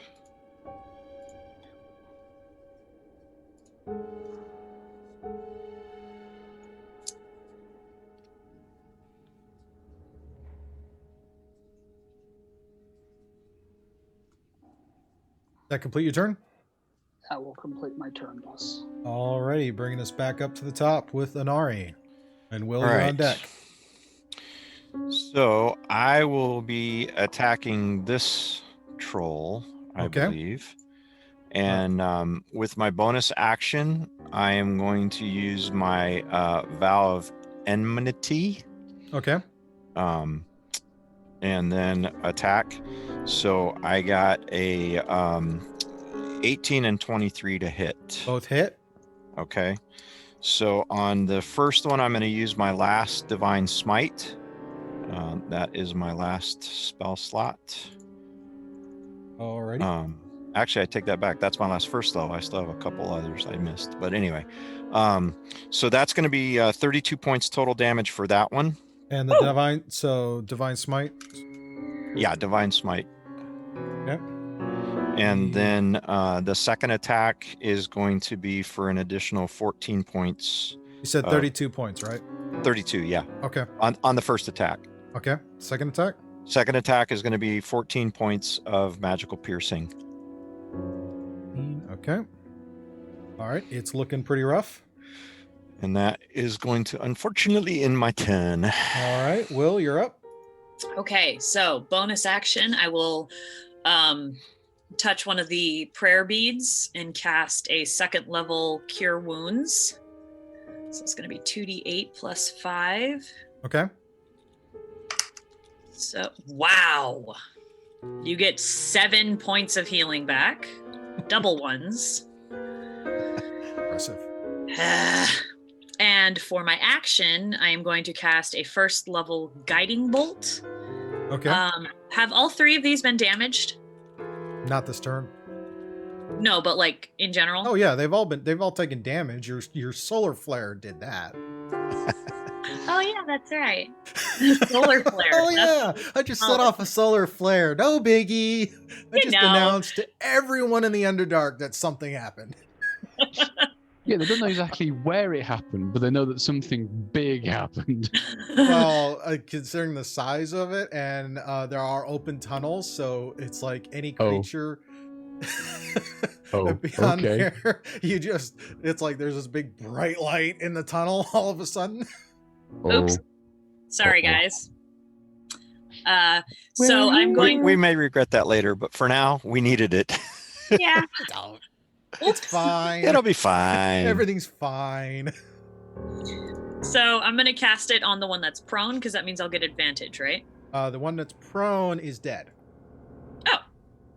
I did that so I can remember he's got that vow of amenity on that. So that's his primary. That's his primary kind of deal. So this one is dead? No, it's standing. It's still up.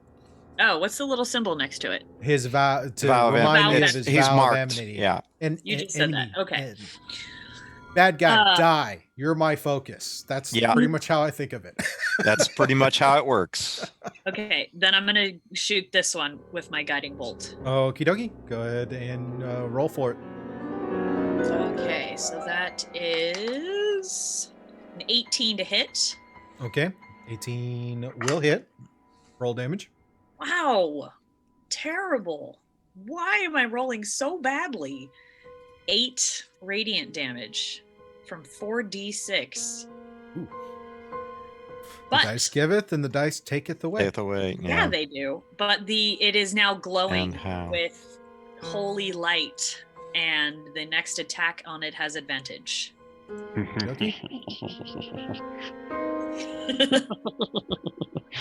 All right. That completes your turn. So brings us my to Shreggy. Mr. Okay. Shregnaz.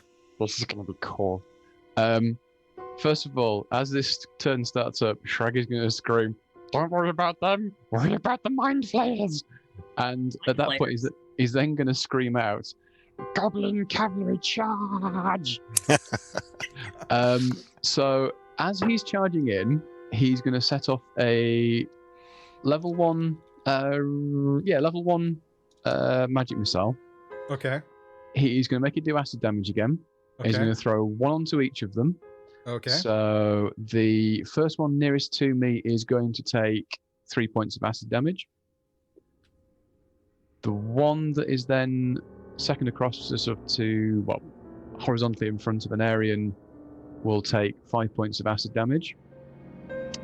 And the one that's slightly south of an Aryan is going to take also 5 points of acid damage. Alrighty.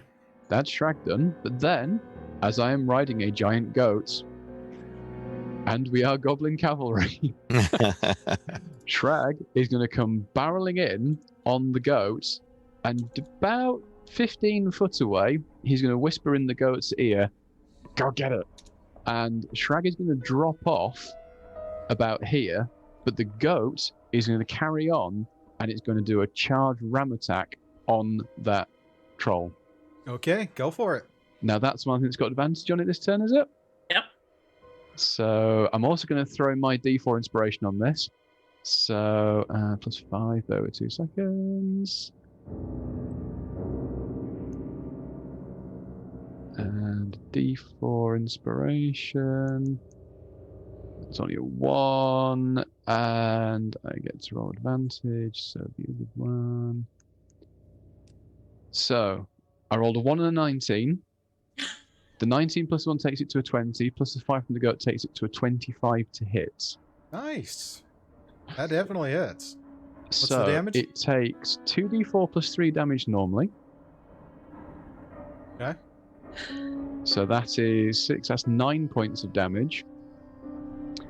As it was a charge attack, it takes an extra 2d4 bludgeoning damage. Okay.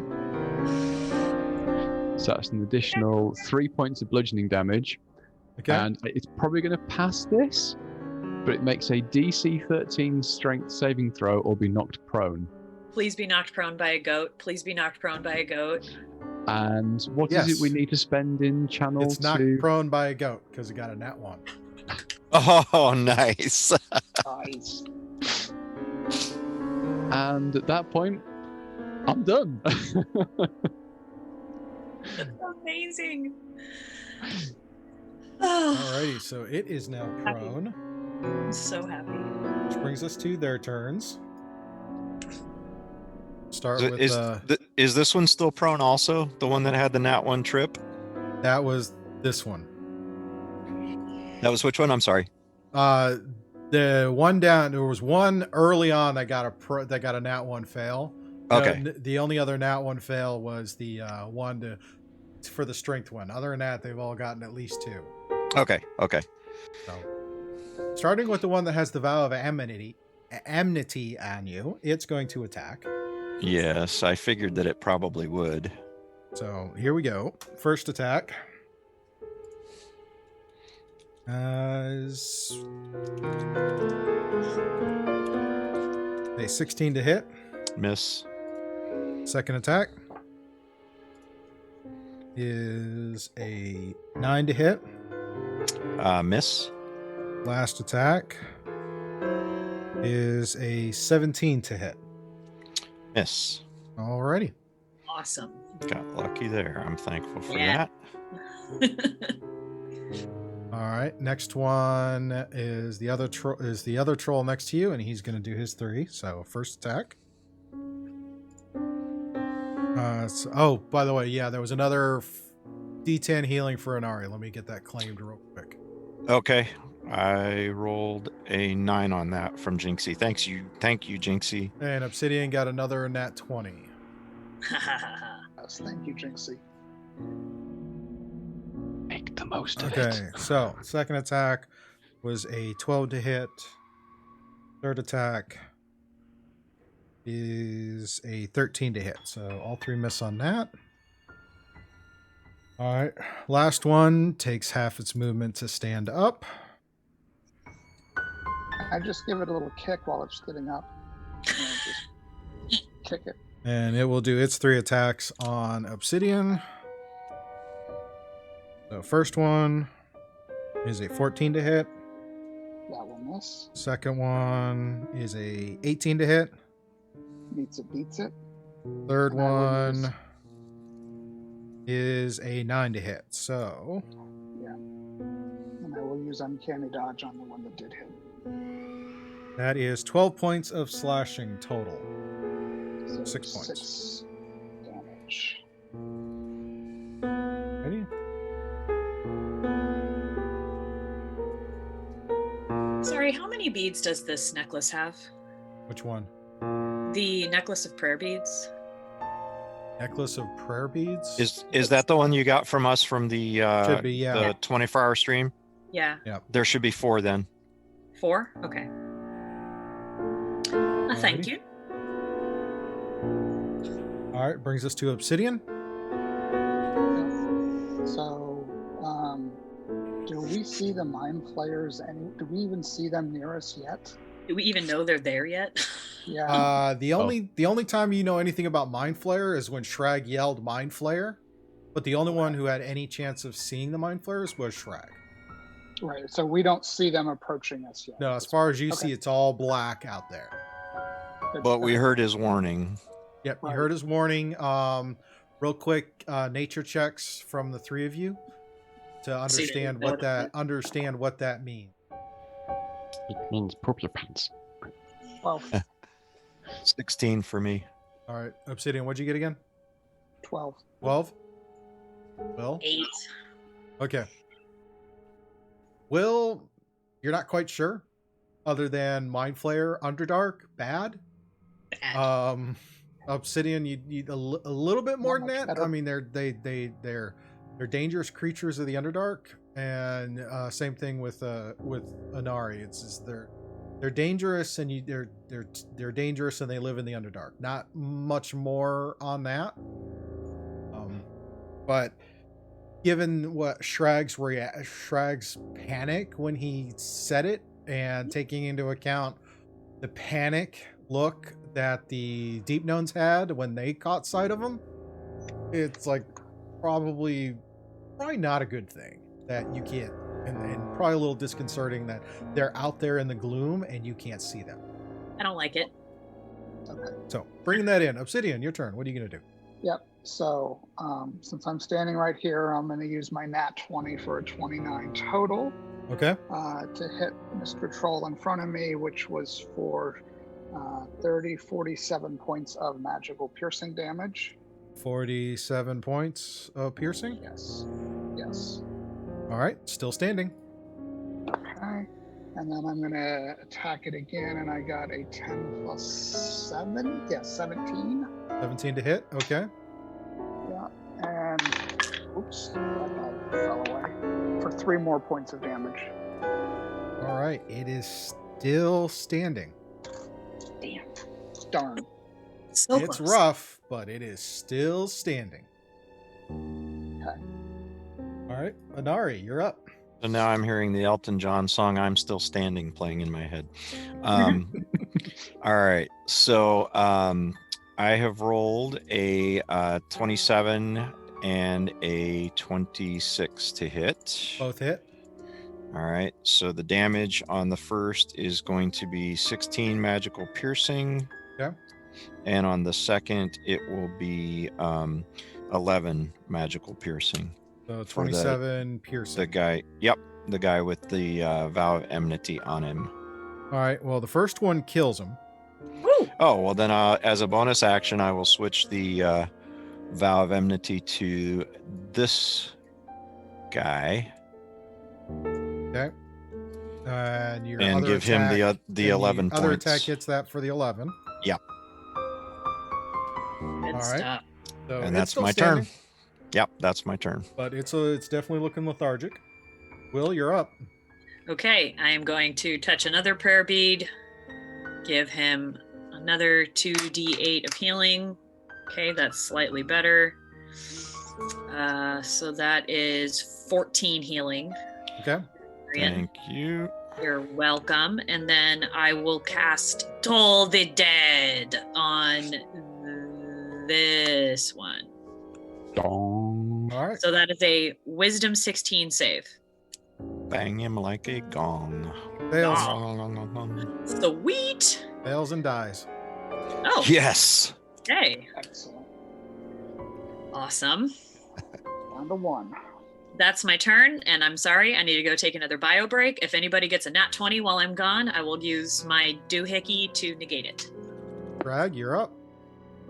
Okay. Only one standing, and he's looking pretty rough. Cool. I'm going to go for. Let's cast another second level magic missile. Okay. I am going to do. I've lost track of which ones I haven't hit. So the two that have just gone down, the one that was south of the Narian and the one that's literally just gone down, I'm going to pop one acid version of a magic missile into both of those, Okay. just to be sure. Because Cool. I say I've lost track of it. And then on the other one, that means these 2 missiles, which will be 2.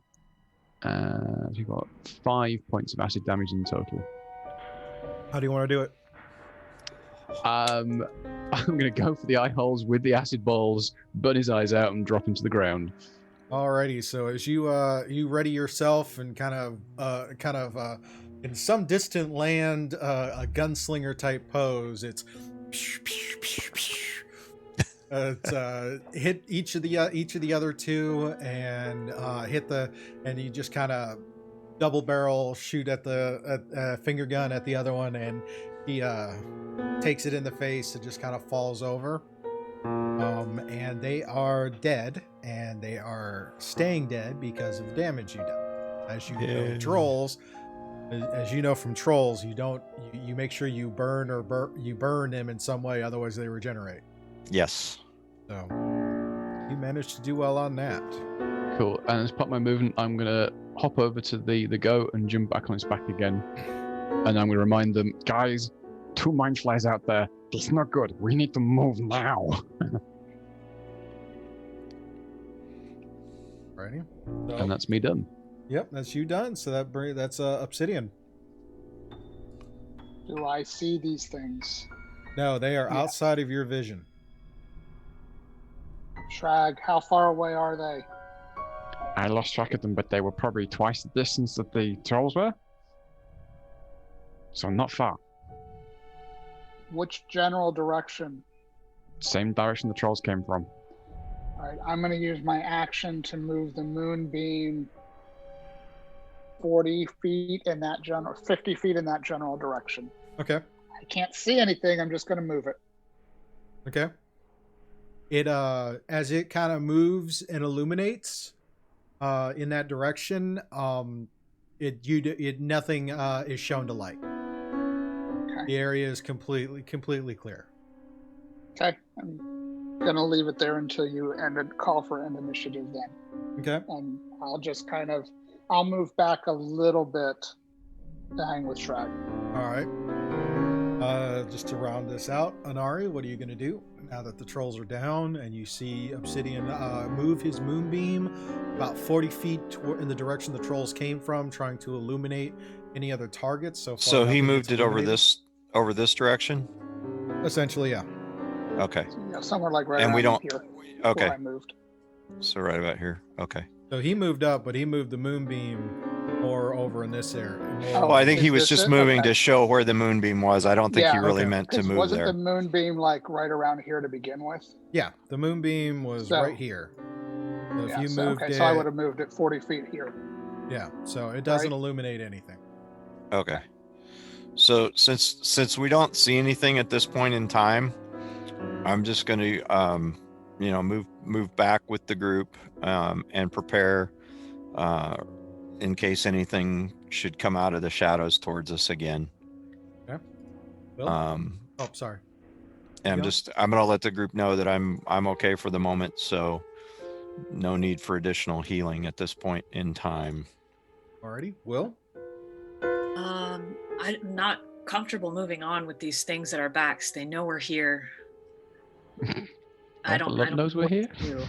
Yeah, pretty much everything knows we're here at this point, right? I don't want to move on with these things right behind us. Well, we We're- don't want to go tracing just- down either. I was going to say, just as a point of order, where did the Deep Gnomes go? Shifting it back over. Okay, can we ask them how near we are? Do they have an enclave or a home near here somewhere? Can we get to there quickly? They Yes, do. It's that's- about 2,500. It's about 2,000 feet, give or take, to the southwest. Like half a mile-ish? A little bit Um, less. How long would it take us to get there, do you think? Depending on your pace and how cautious you want to be, it could take you a couple of hours to walk over there. It's not going to take much to cross the distance, cross each of these 500-foot areas. It's just you're not sure what you'll find. What you'll encounter on the way. Yeah, no, that's my concern. So I think we still want to try to be stealthy at this point. My concern though is since the mind flayers did already spot us, if we want to move quickly to their enclave or if we want to try to still move stealthily so we don't have any other issues. And before we move, of course, we want to search the trolls and see if they've got anything. That's good. Apart You from don't nice find smelly anything loincloths. on the trolls. They're- Never know who they may have killed and what they may have taken off of them. So I had to look. That's fair. And I mean, again, you don't find anything on them. So are we Can out of I- initiative then? Is gonna let Will make a final call, then go from there. I mean, I just want to keep an eye on our backs and progress quietly towards their enclave and expect an attack along the way. That's Pretty fair. much. That's I mean, fair. So yeah, thinking about it, we'll say for this, initiative's done because the mind flayers are clearly not within range of you. Idea where they vanished. Cool. And Shrag, as he looks about, because he's and the Deep Gnomes are kind of there too, because it's nice with their vision. They're kind of an early warning, but not Well, seeing and any the other mind thing- flayers that they can see. Okay. And the other thing I can do, because I have a range of 120 feet, I can move the moonbeam out to its end, out to Yeah. the end of my range, just to get a more visual look. But Yeah, as you do that, and you kind of see that little pinpoint of light in the distance, and after a while, the spell actually dissipates, and you didn't find anything else around there that was of a threat. But using that, there are a couple of paths out of the area. Wrong mouse. Too many mice. So they kind of lead you in the way. So looking at the other map, kind of in this direction is where they're kind of pointing you. So they start to lead you, and that is where we will end for this session. as you move into another area on your travel to the Deep Gnome Enclave. Oh man. Yeah, just heads up, guys. I'm out of first level spells A slots. second. Yeah, I'm out of second levels. I'm almost out of thirds, which I can't use anymore because I want to save it for Revivify if we need it. Yep. I only have one more fourth level. So You have enough time. If you take it, you can take a short rest. I don't get spell slots back with a short rest. I was though. gonna say I don't get spell slots back on a short rest either. Okay. And I already did my one with the last short rest. see, I do get my oath back though, so I guess I will go ahead and take a short rest. Yeah, we'll do the short. I'll get a few spells back as well. Do you guys need any hit points? I'm back to at least in decent range. But does anybody I'll else go need ahead and any do- healing? No, I'll just do one die back. 'Cause Okay. I'm not that bad off. I will also do a die, and I get my channel divinities back with a short rest. So at least there's that. Yeah, I got that as well. All right. I think I'll get one of my level 2s back and both my level 1s.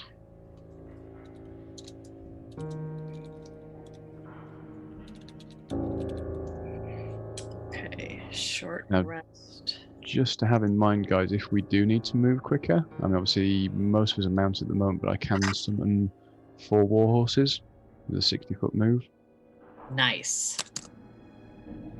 I can also shapeshift into a horse. I think. I was gonna say I could summon Steed, but I'd have to prepare this spell.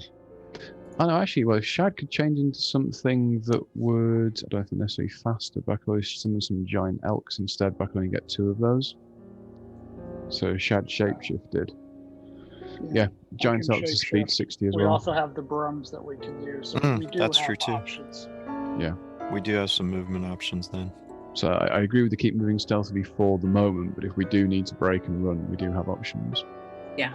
Okay. Cool. That works. Oh, works. buddy. Wow. Ah, Oh, awesome. Not a bad session, right, guys? that was awesome.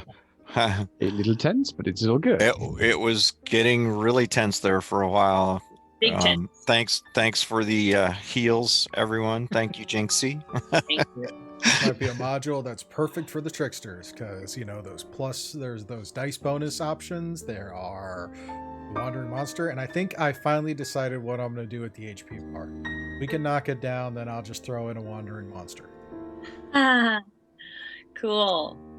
So we're close, and the wandering. If you're watching this live and whatnot, the HP bar is anytime there's a follow, a sub, a host, or a raid, then that will knock that bar down. And every time it knocks it down, I will throw in a random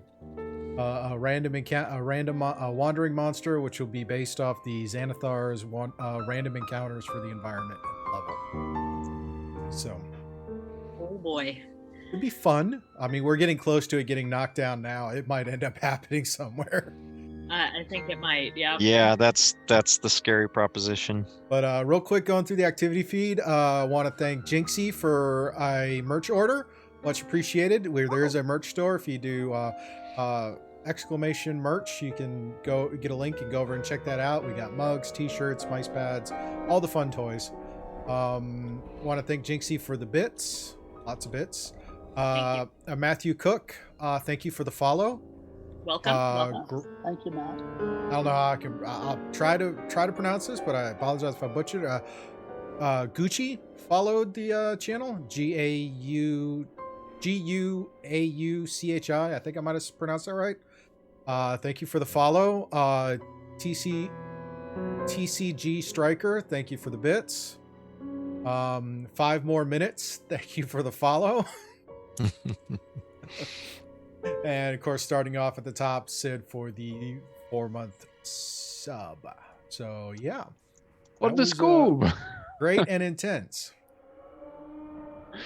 Matthew, I do actually 2 D&D games on Saturdays. We have our morning session right here with Shadow Watch, and then at 8 p.m. Eastern, we have Challenge Accepted for another cast and another crew. They're currently working on a murder mystery in the town of Paradon, which is from an old 2nd edition Ravenloft module. Should be lots of fun to see what happens there. They just encountered their 4th victim, so they're in their next night, and who knows what might happen. Maybe they'll actually get to the point they can catch the killer in the act. So we'll see how that goes. And of course, Sunday morning is Sunday with Scoob, 10 a.m. Eastern, where I hang out, drink coffee, answer questions if any questions come in. Maybe do a little campaign prep. Maybe play some Baldur's Gate 3 or some other game I feel like.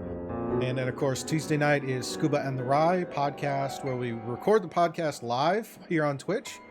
And then, of course, next Saturday morning, 10 a.m., we're back here to do this fun. And kind of working through that. What could possibly go wrong? And, of course, you can check out previous episodes on YouTube. And you can check out, and now you'll be able to check out from the podcast feed.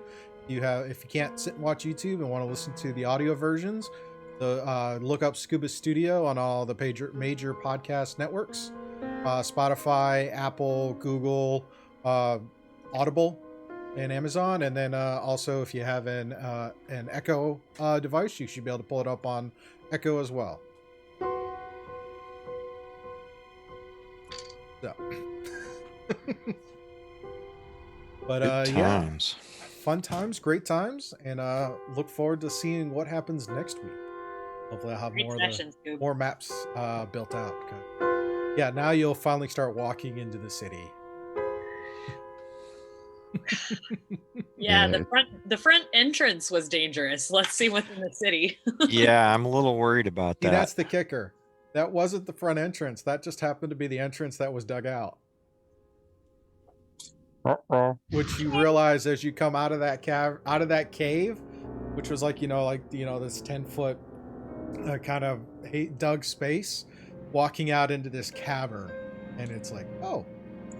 And as you head toward the cavern, the Deep Gnomes pointed you toward, that one's about 10-20 feet in diameter as you go through. So not exactly a small place. No. Massive. But yeah, if you want to support the stream, follows and all that are great. All those methods are great because it takes resources to do this, and all that support helps us keep expanding it out. You want to join in and be a trickster? There's a whole lot of options to be tricksters and do things like add +1s to all dice rolls, add random discovered items, random wild magics, which we've already seen at length. It's a lot of fun. Or heal an Aryan who seems to always take a lot of damage. Or heal the players as they're going. That's what you get for being a paladin. Yeah, indeed. It works. Pallies take all the damage. Tank. Yeah, I don't play very good tank, though. You guys, in fashion, announced your entrance to the city. Oh, yeah. Yeah, big styly. This was a little bit more enclosed. Daybreak, Dayflash, what was that spell? Sunburst. Even better. In a huge 200 foot in an underground cavern, 500 foot wide cavern with my entrances leading into other places. It's fun. I really need a big spell that doesn't just like create a solar flare. It's fine. It's not like some goblin on a goat then, because of the combination of screaming goblin cavalry and also a goat baying as well, charging into something. Yeah, that might not have been a good move. Yeah, combat's not quiet. We were going to announce our presence either way. Oh, yeah. Once those trolls saw us, we were just... No. Just a matter of time. Yeah, we'll be fine. I like that. If you're going to make an entrance, make a memorable one. Oh, very nice, Rangel. Shadowwatch knows how to make an entrance. Awesome. Well, thank you, Steve, for running this. Thank you, as ever. For being it's always here good. With us. Thank you, guys, for playing with us. Yeah, I really appreciate you guys getting up and joining us these mornings on Saturdays. Yeah, it's a good way to start the weekend. Yes, great way to start the week. Thank you, all of you, for spending your time with out here this morning. Thank you, everyone in the chat, and I guess we'll see you this evening for Challenge Accepted and see what happens there. Enjoy the rest of your day, enjoy your weekend, and we'll see you on our next stream. Goodbye, everybody. Take care, all.